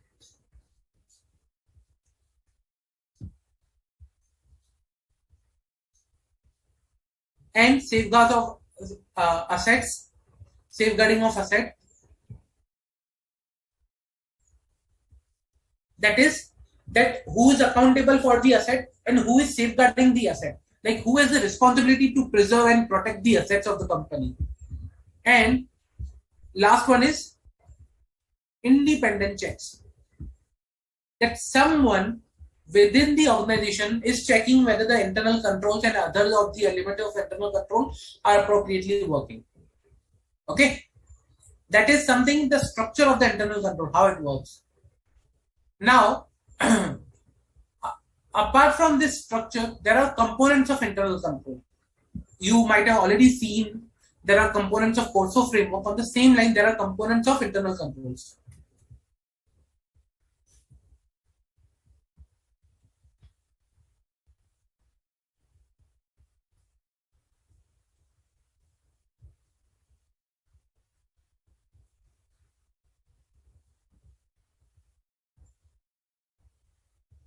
Okay, so there are 5 components. One, control environment.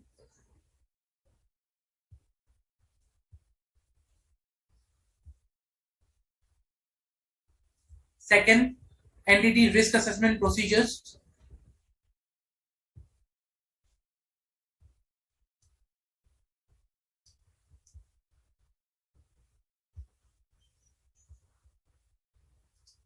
Third, control activities.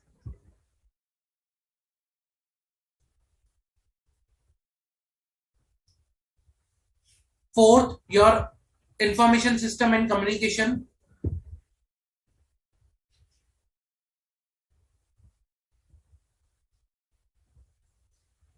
And fifth, monitoring of controls or monitoring, basically.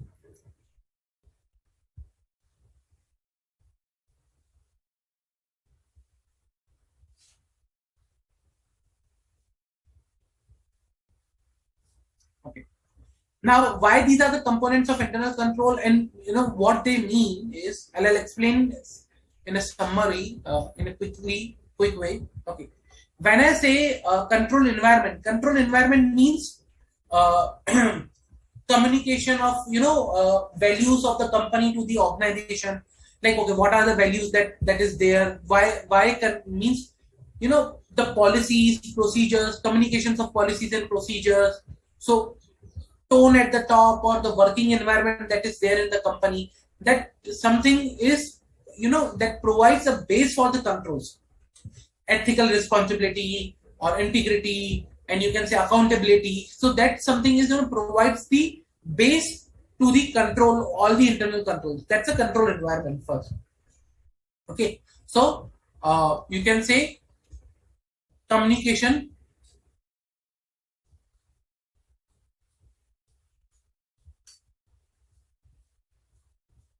of about integrity and ethical values.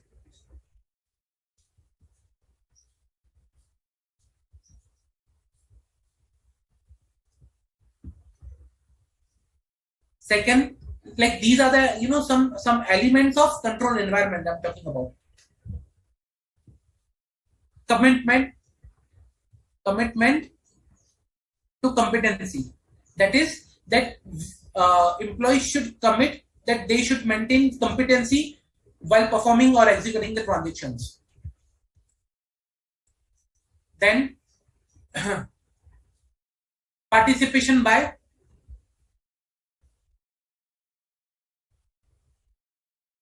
those charged with governance. See, at times, if those charged with governance are not participating in the establishing the control environment, then the effectiveness of the control environment decreases. When I say participation means they should take the responsibility. Okay, our participation is required. They should understand that element of the control environment. Okay. management's tone at top.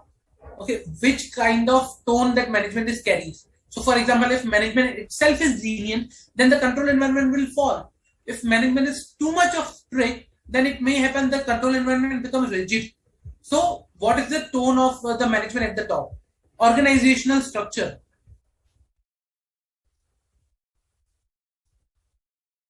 For example, let's say there is the delegation of authority. Now, if there are not enough people in the organizational structure to delegate the authority, then each and every decision will lie with the management, CFO, managing director, with all these people. So, organizational structure plays an important role.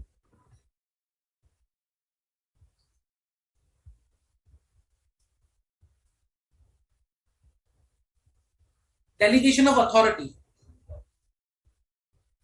Like, what is the delegation of authority? Who are accountable, and who are responsible for a particular assignment? That's a critical portion of my control environment. Other policies and procedures.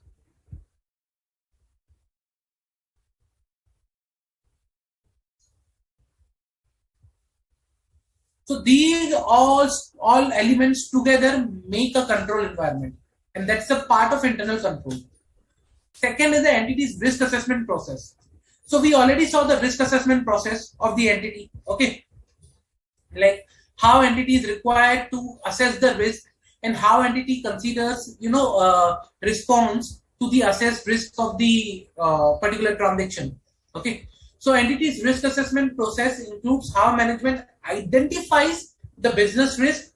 Okay, once I identify the business risk, then accordingly how I'm addressing that business risk, or I'm assessing that business risk. Basically, that is a risk assessment process. Okay, now you tell me, I'll tell you one example, okay, certain examples, and you tell me whether there is a risk in that particular area or not.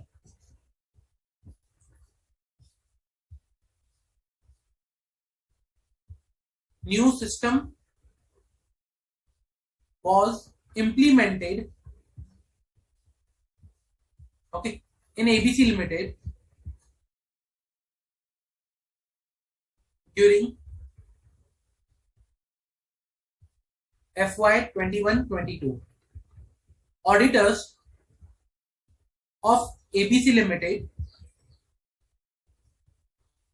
assess that there is a risk,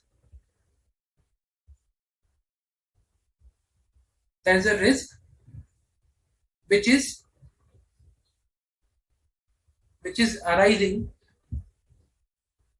due to change in circumstances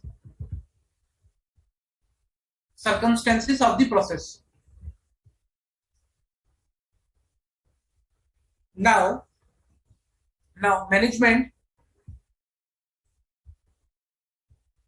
is of the view that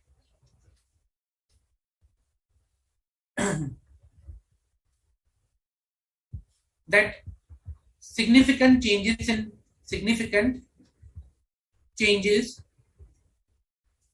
system is for betterment of organization,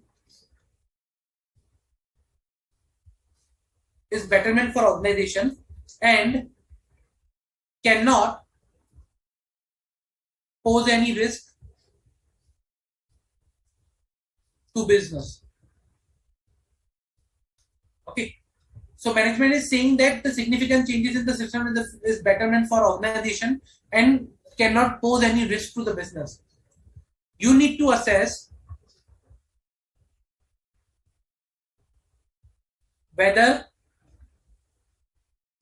significant and rapid change in information system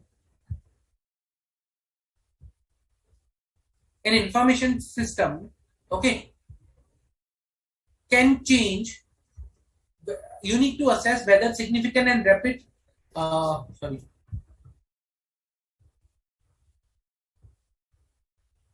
changes in information system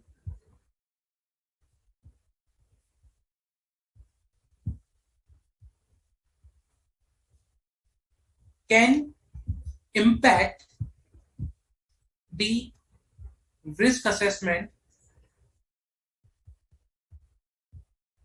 of internal controls.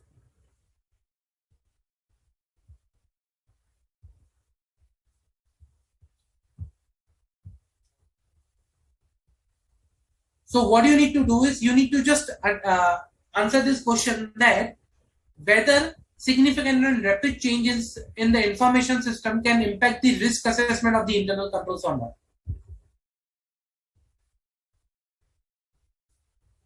Pretty easy.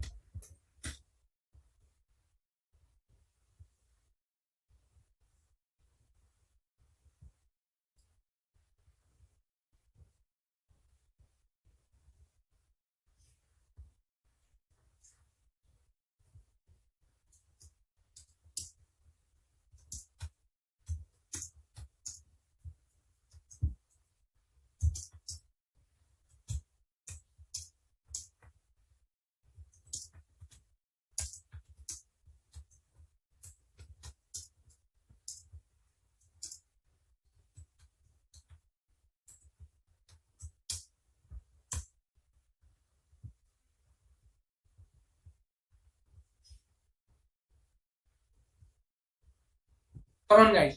So you need to answer whether significant and rapid changes in information system can impact the risk assessment of internal controls or not.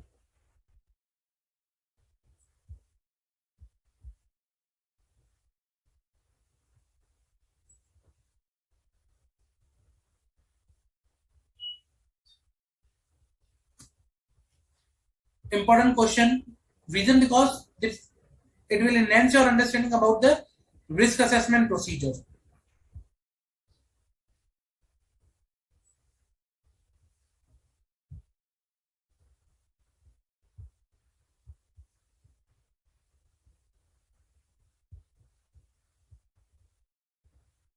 Come on, guys.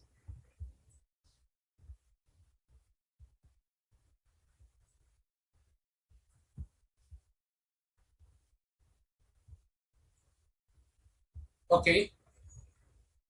Just Saidam, if you can also provide a bit of reason why do you think it this particular answer.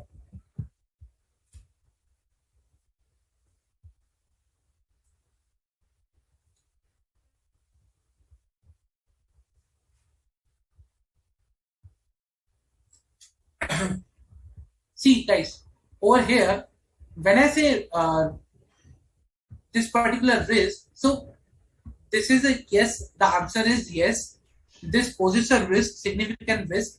Now the reason because at times what happens is because of significant and rapid changes in information system or IT systems, what happens that the internal controls which are already there in the organizations remain outdated. So for example, I'm changing the IT system quickly. So IT system is getting updated quickly or significantly.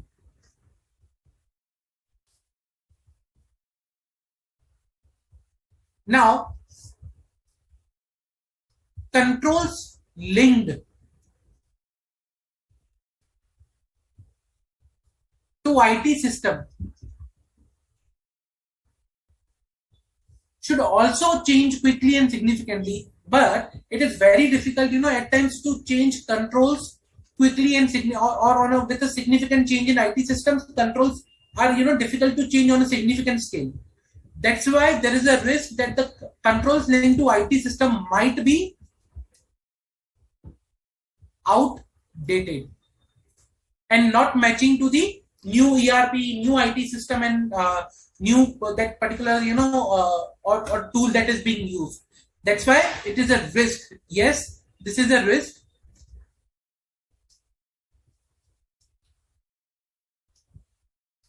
This is a risk that significant and rapid changes in information system can impact the risk assessment of internal controls, and it will take it on the higher level. So risk assessment, that the risk will be assessed on the higher level compared to the earlier one. Clear?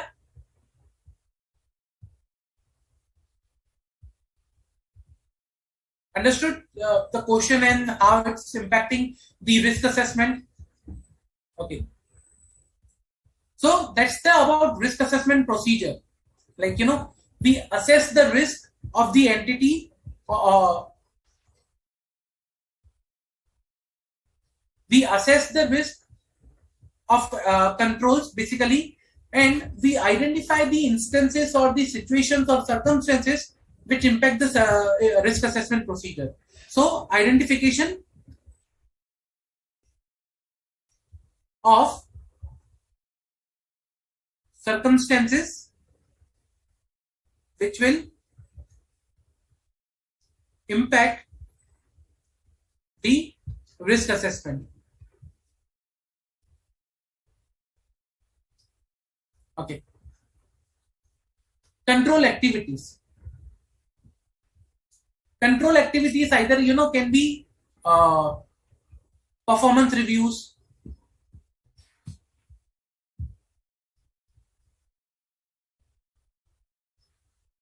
then information processing controls,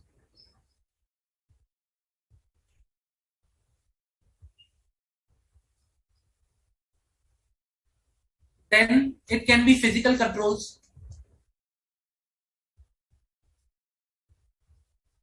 okay, then there can be controls related to SOD, segregation of duties control. Okay, now segregation of duty, we know what is the segregation of duty. So there are controls also that are established to ensure that the appropriate segregation of duty is done. So SOD controls basically we call it. Now with respect to the information processing controls, again one good question I'll ask you. Let's see. Mr. A, while preparing the audit plan, decided not to test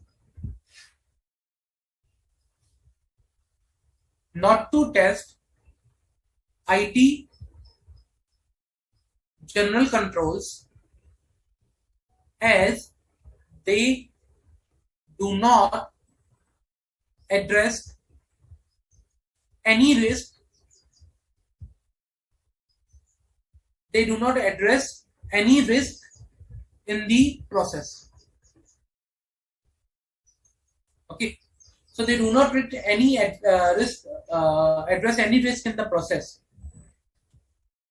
So also he is the opinion that IT general controls are as a backup for key controls and are required to be tested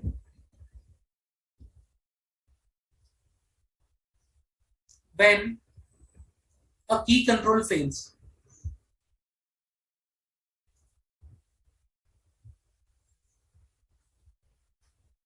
So you tell me, there are two things I'm asking over here. Number one, IT general controls do not address any risk. Yes or no? So you need to guide Mr. A with respect to whether IT general controls are required to be tested.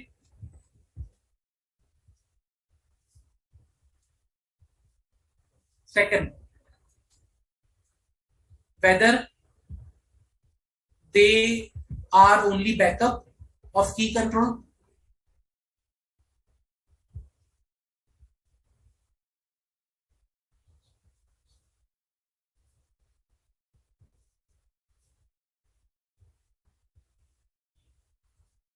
Two questions.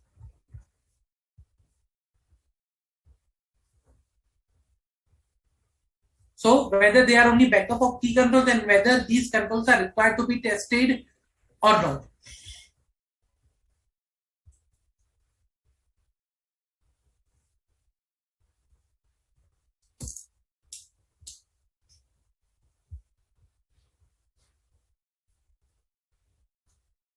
Come on, guys.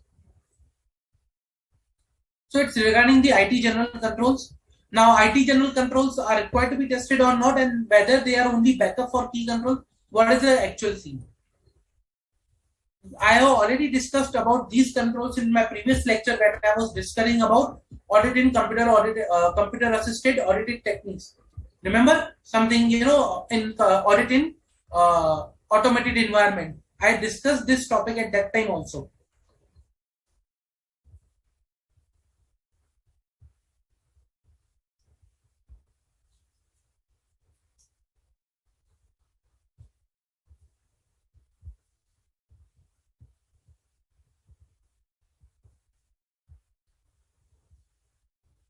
Pretty much easy, guys. There is nothing difficult in this. We have already discussed this particular topic previously.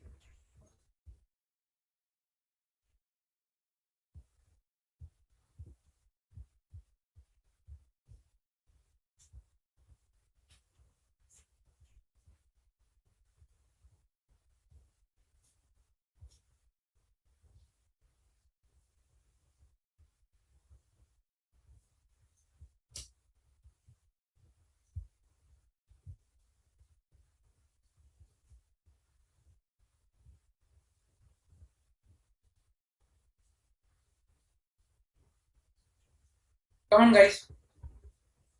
So here in the current example, if I say IT general controls, okay, whether they are required to be tested or not, answer is yes. IT general controls are required to be tested. Reason because, okay, reason because IT general controls are such controls which are related to many applications. So these are related to many applications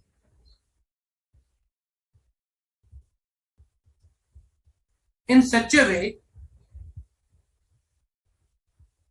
that they contribute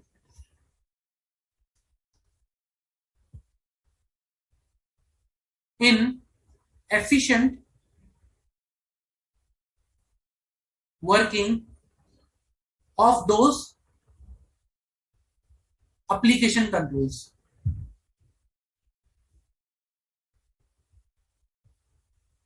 Okay, so they are related in such a way that they they contribute efficient working of those application controls. So, for example, if I need to explain through a diagrammatic way,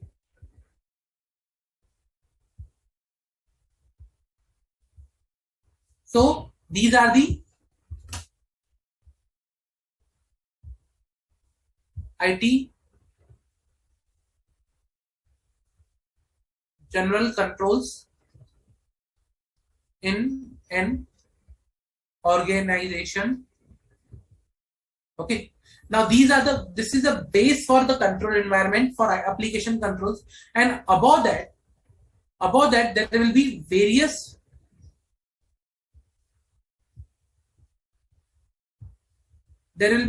application controls which are placed on these general controls. So general controls are same, they are on a similar ground, but application controls that are there, that will be different. So for example,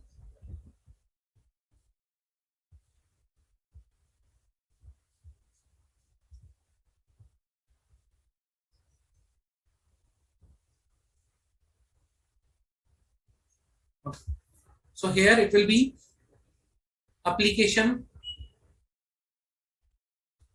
one control. Application one can be, let's say, for example, accounting software. Then this is the payment processing software tool, application 2 control, and application 3 controls. This can be, let's say, invoice processing software. So this is the base ITGC, and these are the various application control over the ITGC controls, and they help application controls to run effectively. Okay, so ITGC control provides a base to the application controls, and that's why they are required to be tested. Now,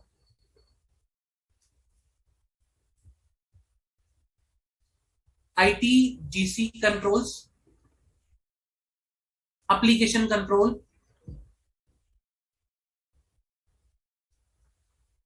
overall IT control environment.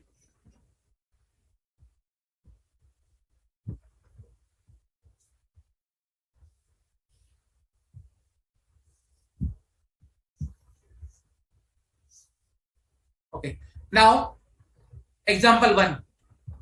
I say IT controls are failing, application control are passing. What will be the overall control environment assessment? So, what will be the overall control environment assessment? Come on, guys. I am saying the IT controls are failing, ITGC controls are failing, application controls are passing, they are effective. So, what will be the impact on overall control environment? Let's see how much you understood the topic.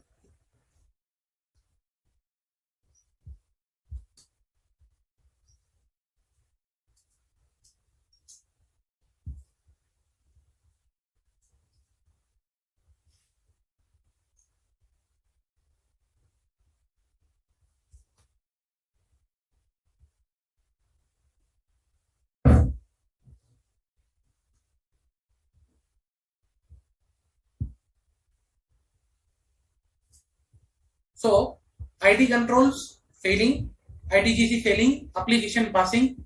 What is the impact on overall control environment?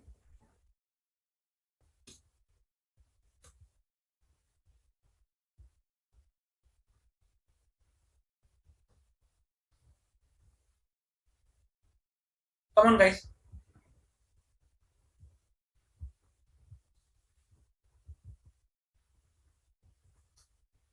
So when ITGC, the base itself is failing, the base itself is not proper, I cannot say the application control being passed. So the overall control environment again will be reported as a failure. So failing. Okay. So when the base is not appropriate, ITGC control is not appropriate, I cannot rely upon the application control. Although they are passing, but I cannot rely over the IT control environment. Understood? This is how it works with respect to the IT controls and ITGC controls and application controls. Okay. So they both are part of information processing controls. Okay. Then the next is information system and communication system for an entity. Now these are the part of internal control environment. What are information system and communication system? Information system will be, a combination of infrastructure, physical and hardware, then software, people, procedure, data. So all together will make the information communication system. Okay. So people,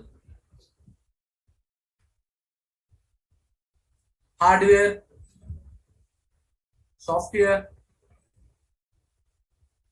process, data, they all together make the information system. Okay. Now the information system to the financial reporting has an objective. So those objectives are like, to identify and record all the valid transactions.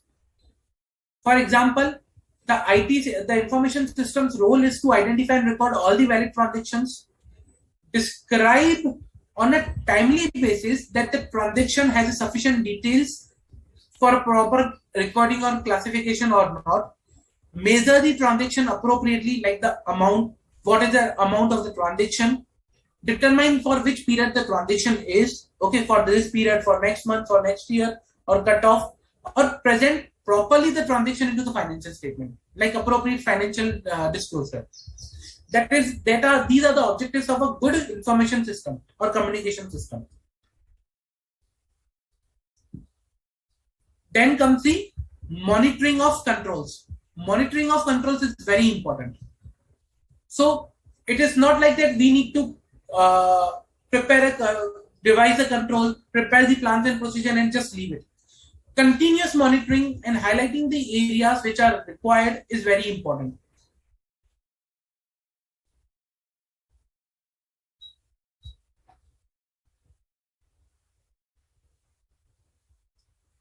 Continuous monitoring and highlighting improvements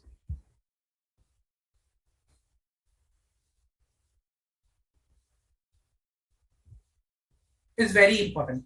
Now, how we can achieve continuous monitoring and highlighting improvements? By two ways. One is the internal check system.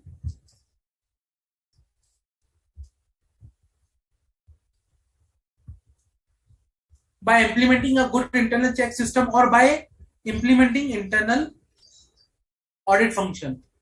So by these two ways, we can have a good continuous monitoring and highlighting improvements with respect to the monitoring of controls. Okay.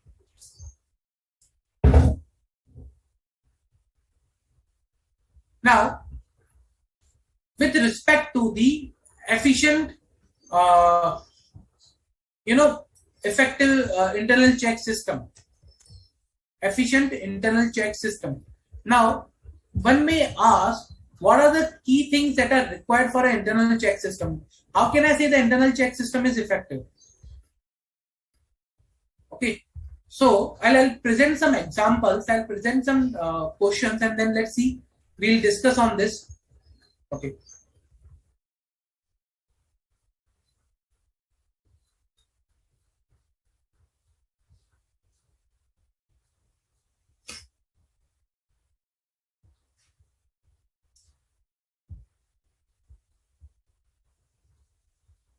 Mr. A,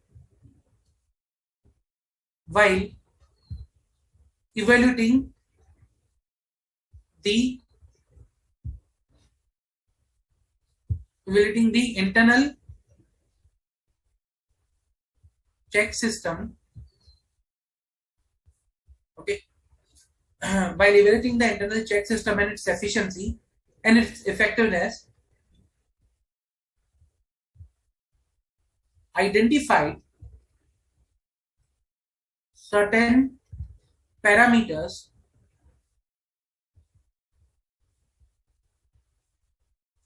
which are must for an internal check system. Okay. Now he identified certain parameters which are necessary and must for the effectiveness of internal check system. So those are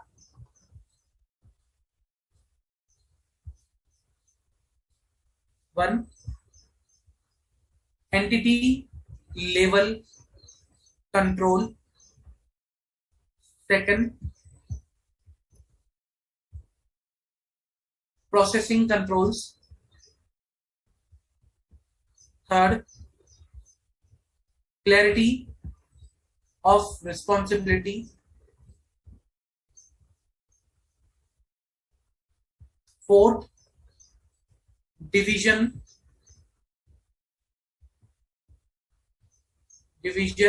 of work. Okay. Fifth, standardization.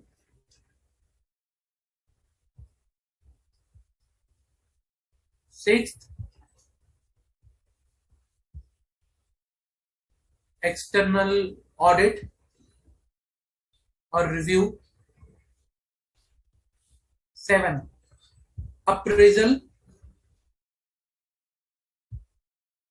Okay, appraisal of system. So appraisal of system. Now, out of these, like the mentioned one,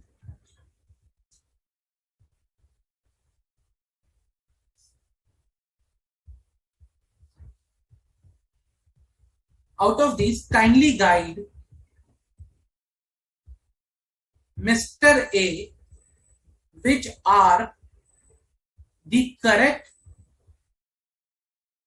parameters,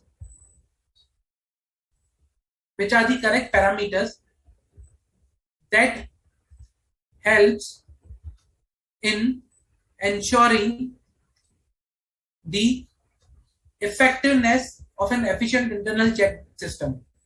Ensuring effectiveness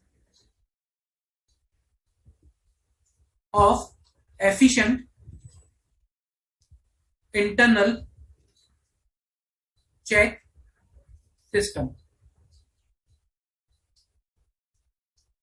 So guys, first of all, to answer this question, I'll suggest understand what is internal check system.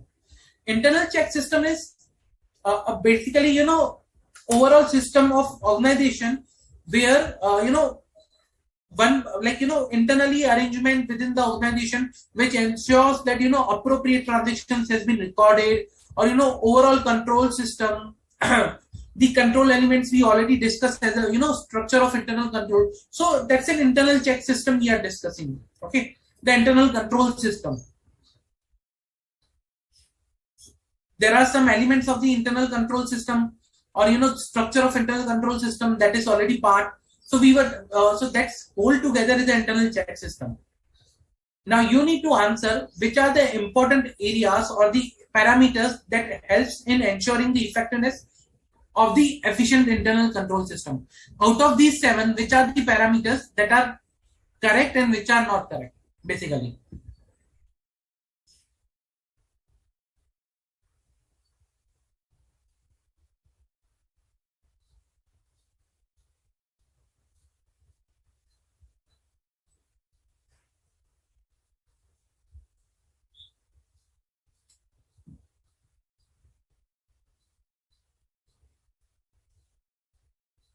Come on, guys.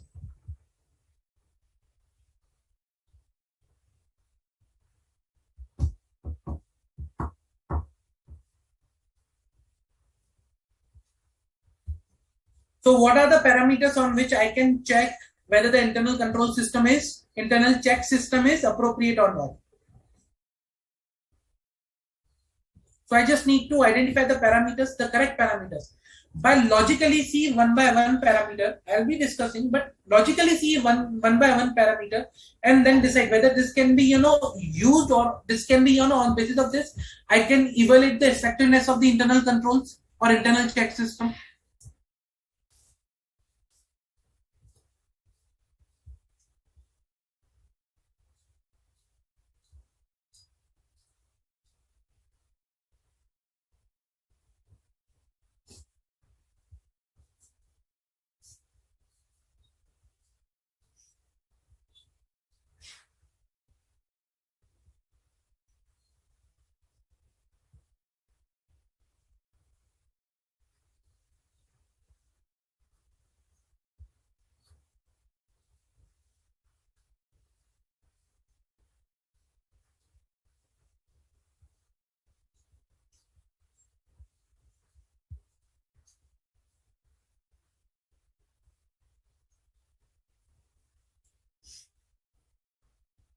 Okay, so let's understand one by one each. Number 1, entity level controls. Whether on this parameter can I evaluate whether the internal check system is appropriate? Entity level control is a scope, not a parameter. Hence, this is like in internal check system, I will be ensuring, the appropriate check should be there around the controls, like I'm talking about monitoring of control. So internal entity level control will be part of, for which I need to monitor. So this is my scope of the monitoring, not the parameter of monitoring. Understand? Entity level control will be the scope that I need to monitor. These are the controls I need to monitor. Same way, processing level controls. This is the scope that I need to monitor. This is not the parameter. Clarity of the responsibility is the parameter, that within the controls there should be clarity of the responsibility. Okay, who is responsible for what? In the control environment, appropriate, responsibility should be bifurcated. Division of work, segregation of duties, sort of. That each person should be provided appropriate duties. Work should be divided between people. That is a good quality of an internal control, internal check system. Okay, standardization. That the control should be standardized. For example, appropriate, you can say process standardization. Process should be standardized and it should be, based on the policies and procedures. If there are standard procedures, standard policies, processes are designed in a standard way, that's a good for internal check system. External audit or review. Again, when I'm talking about internal check system, then why will I refer to something external? The first portion is something why I'll refer to external when I'm talking about internal. So this is not incorrect. And the last one is the appraisal of system. Appraisal of system means periodic review of the system. I'm talking about periodic review, okay, of workflow or audit flow charts. So such periodic review helps in understanding whether the internal check system is efficient or not. So this is also the correct one. So 3, 4, 5, 7 are some of the considerations, parameters on which I can decide whether the control is whether the internal check system is efficient or not. Or these helps in identifying the effectiveness of internal check system.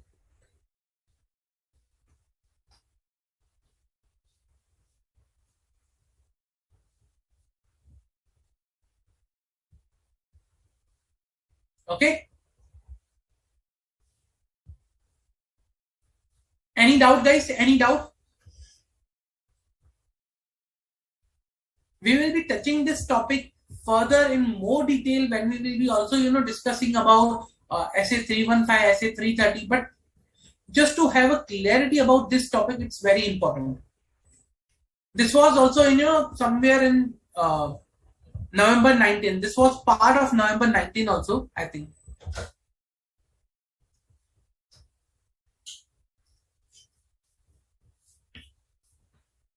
Okay. Now, coming back to the topic. So, I was saying that to monitor the controls, there are two things that we can use: is the internal check system and the internal audit. Okay. These two things can help us out to understand the monitoring of control. By this way, we can monitor the controls efficiently. So these are the elements or components of internal control.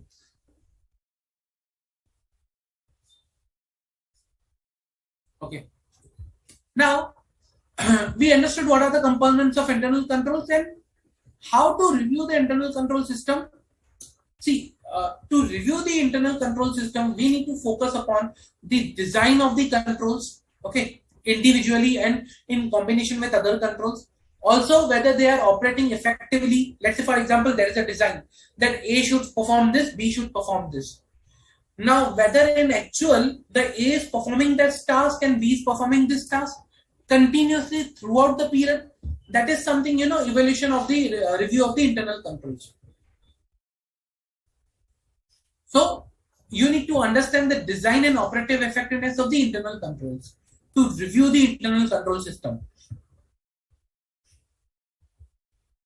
A comprehensive review of all the controls is required, and if if it is not possible to review all the controls within a year, we need to form, or the entity should form a policy or a rotational program that all the controls are reviewed within the span of 3 years. exceptions are there that controls which address the fraud risk should be reviewed each and every year. But again, we'll see when we'll be talking about standard 315 on this particular topic in detail. Okay. Now, methods to evaluate the or assess the internal controls. How to evaluate or assess the internal controls?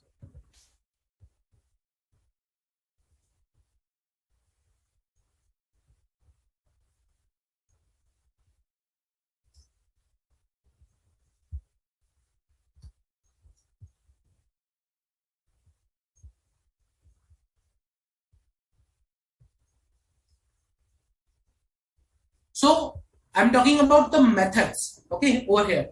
Method to assess and evaluate the internal controls. To ensure that the internal controls are working efficiently or their effectiveness is appropriate, I need to assess them. And how will I assess? First is through standard operating procedures. That is SOP.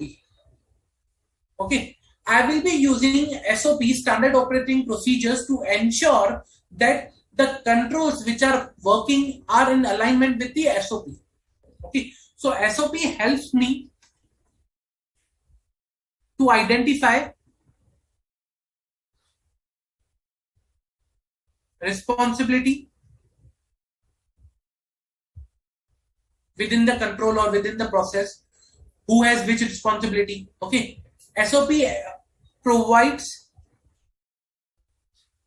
way of communication.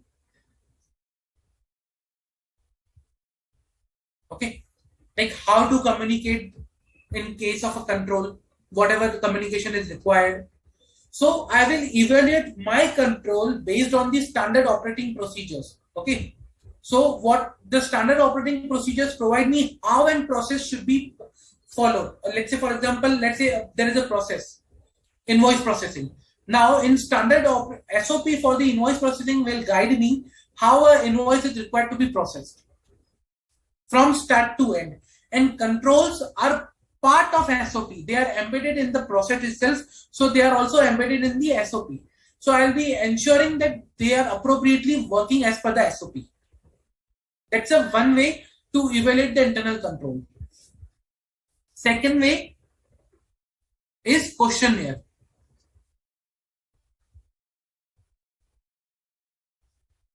So I will be sending out the questionnaire to the company's executive or to the persons who are in charge of the process or control. So I call it control owner. So I will send questionnaire to control and process owners.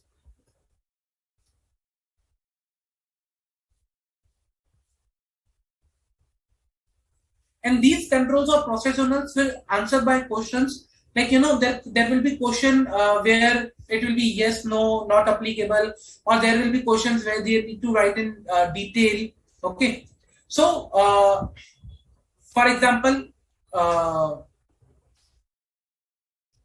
let's say, for example, whether you are the person, like I'll enter a question, whether you are the person who enters the invoice into the system, he will write yes or no.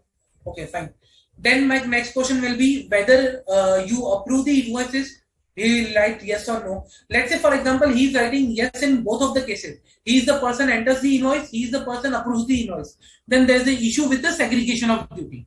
So by this way, in the way of questionnaire, I understand the environment, control environment, and I assess the control environment, whether proper segregation of duty is present or not, whether appropriate responsibilities are identified in the control or not, who process which part of the control, or in such a way. Okay.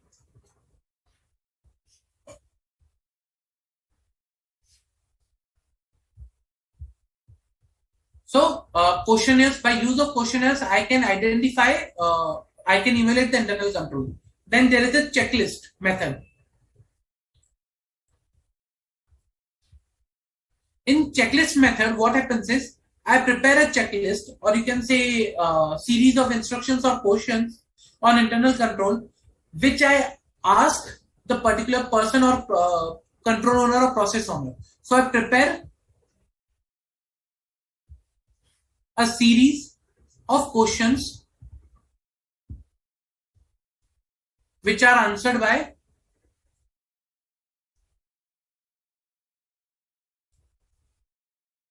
process or control owner. Okay. So who is, let's say for example, who is responsible for opening and opening the bank accounts, who is responsible to authorize payments, who is responsible to let's say perform bank reconciliations. Like for related to cash and bank process, I'll be forming some questions or checklist, and accordingly I'll be asking them those questions.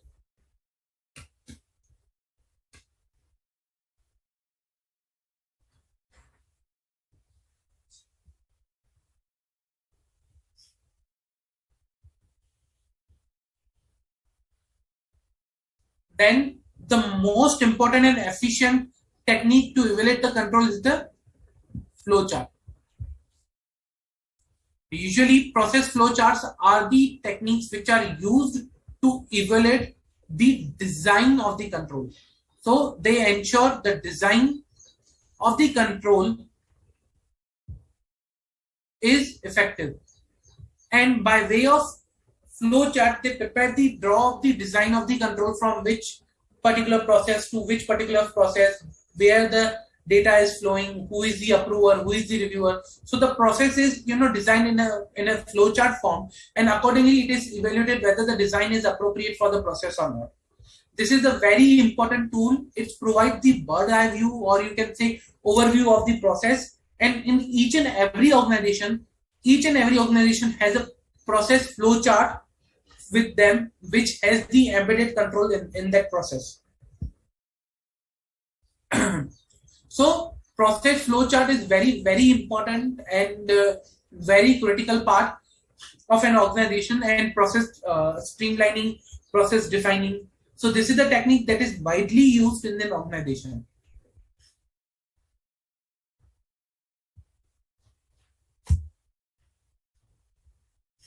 I think I might have one process flow chart available. Let me check. If I have that live example, I can share with you. But again, different organizations use different type of process flow chart.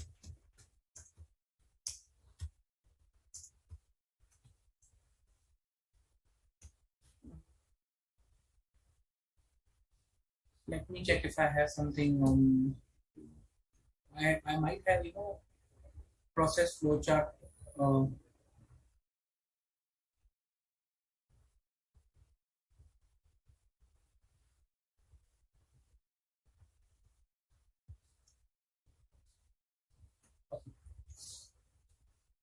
So just let me open.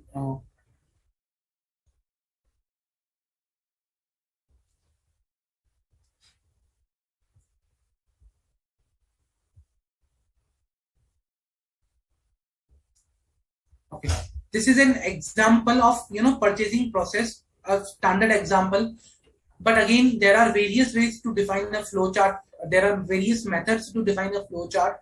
Okay, but this is a common example that is used.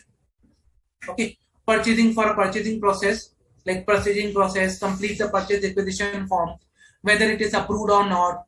If we approved, whether the payment is cash or credit card, like then what is the process? So this is how a process is defined through a flow chart. And when let's say for example, when I talk about this approval over here, this is a control, maker checker, or you can say delegation of authority.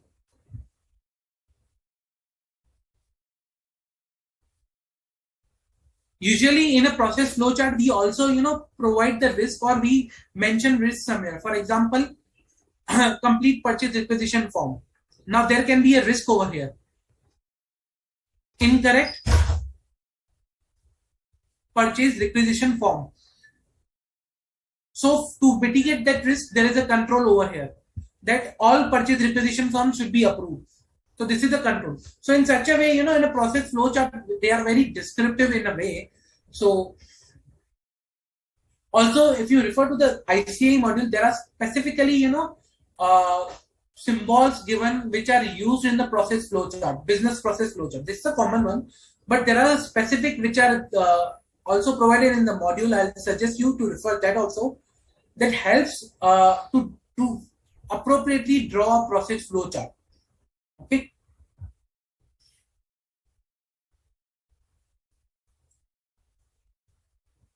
So one of the way is process flowchart, by which we can evaluate the internal controls. Okay.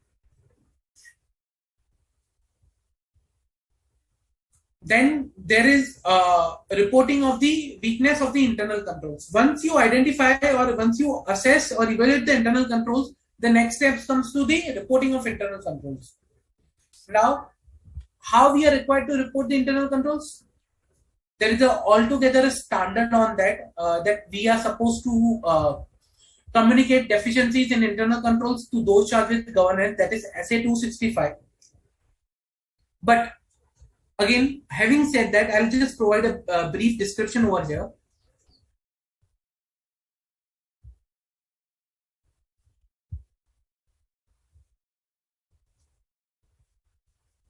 So for when I report the weakness, what I need to do is I need to list down areas of weakness. Okay. I need to make sure I provide the comment that I am discussing the areas which have come to my attention. So weaknesses that have come to auditor's attention. Okay, these areas have come to my attention, and these are that is something which can be more than that, but this is limited to my attention, which has come to my attention. This is reference or a document for management. Okay, so that is being addressed to the management, like this document or this letter which I'm sharing with the management for weaknesses is for the management or for the documentational purpose of the management. It is not reported to anyone else. Then it should also provide my limitation on legal liability. Okay, there should be a clause for the limitation of legal liability of auditor in that particular letter. But again, having said that, these are also certain things that we are required to make sure that should be part of the communication for the weaknesses. Again, we will be discussing this topic when we will be discussing on SA 265.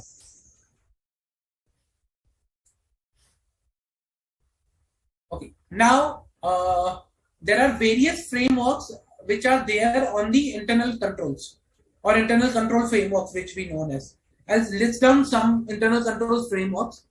We have also discussed in the previous lecture also some of the frameworks, but again, frameworks on internal controls. Here, basically, if I say here means in India, we have Companies Act 2013, which provides about ICFCR. Okay, plus there is a guidance note. Okay, guidance note on internal financial controls over financial reporting by IFC. My mistake.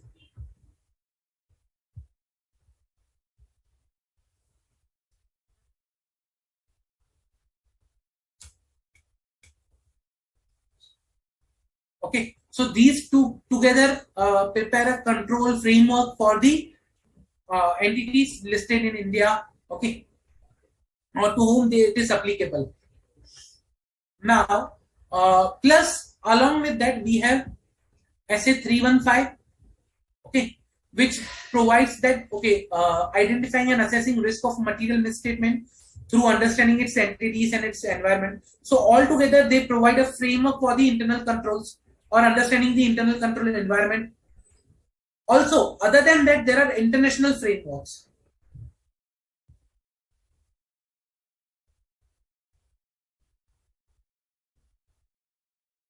which are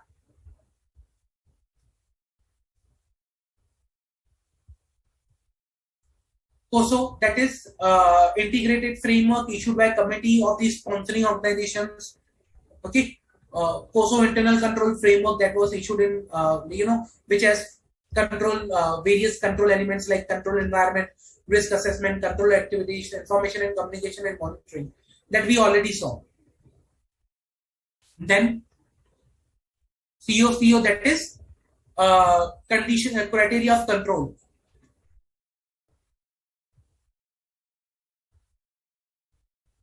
This was issued by Canadian Institute of Chartered Accountants. So they provided a framework which included 20 criteria for effective controls. Okay, and they were divided into 4 directions or 4 parameters. Like one is the purpose, commitment, capability, and monitoring and learning of those controls. Then another framework, international framework for control environment is COBIT. Okay, that is control objectives for information and related technology. Again, that was again has a 34 high level processes and 210 control objectives. Again, they are into 4 domains: planning organization, acquisition implementation, delivery support, and monitoring and evaluation. So this is basically for IT processes.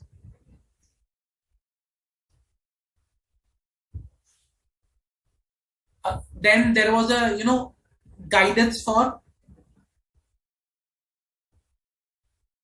directors on combined code.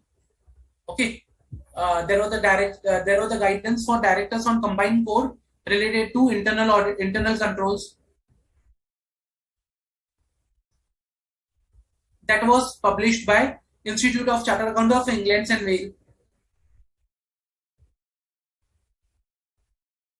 Okay, and this was applicable for the board of directors to where they are required to implement this code. That was something they should maintain the sound internal control system.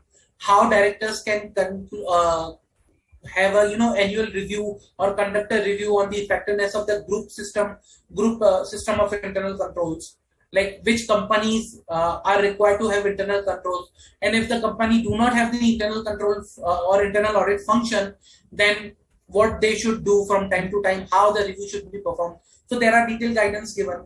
This is some of the summary of the international framework. Now, another international framework that I'm talking here is very important. SOX 404, Surveillance and Oxtail Act, and Section 404 of this particular act. This particular section provides that management should certify operating effectiveness of internal controls, and management should have internal control system in place. So it says that management is required to provide a statement that management is responsible for maintaining and establishing adequate internal controls. Management is responsible for identifying the framework that is required to be used for evaluating the internal controls. Okay. Third, management should assess the effectiveness of the internal controls. These are the certain statements that management is required to provide, and these statements are then submitted to SEC, that is Securities and Exchange Commission. So each and every listed entity is required to comply with this requirement. So, SOX 404, and there are guidance which are issued by PCAOB over implementation of SOX 404. So that was something international frameworks with respect to our internal control. How internal control can be set up, or internal control guide. Any question, guys? Any question?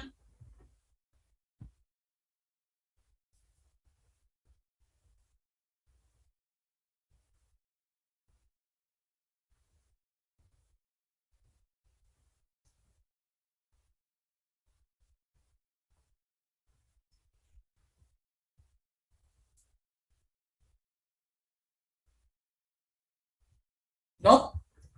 Okay. Guys, I'll suggest please read this topic. Okay. Study it carefully, read it, try to understand the topic, or correlate what we discussed today, and come up with your questions in the next lecture. I will be answering the questions for this topic in the next lecture, the start of the next lecture itself. Number two, read in advance what we are going to discuss in the next lecture, that is SA 200 and SQC1. Okay, be ready with that, read it, so that when I will be discussing in lecture, you can correlate the things, and you can it will enhance your clarity and understanding about the topic. Number two, please provide your feedback. It's very important for us to understand how you are liking the lectures, what additional you need from our side. It's very important for us. So please provide your feedback. Okay, read, practice, refer study material provided by ICI. That's enough. Okay, I'll see you in the next lecture. That is for the today's lecture, and have a nice day ahead. Thank you, guys. Thank you.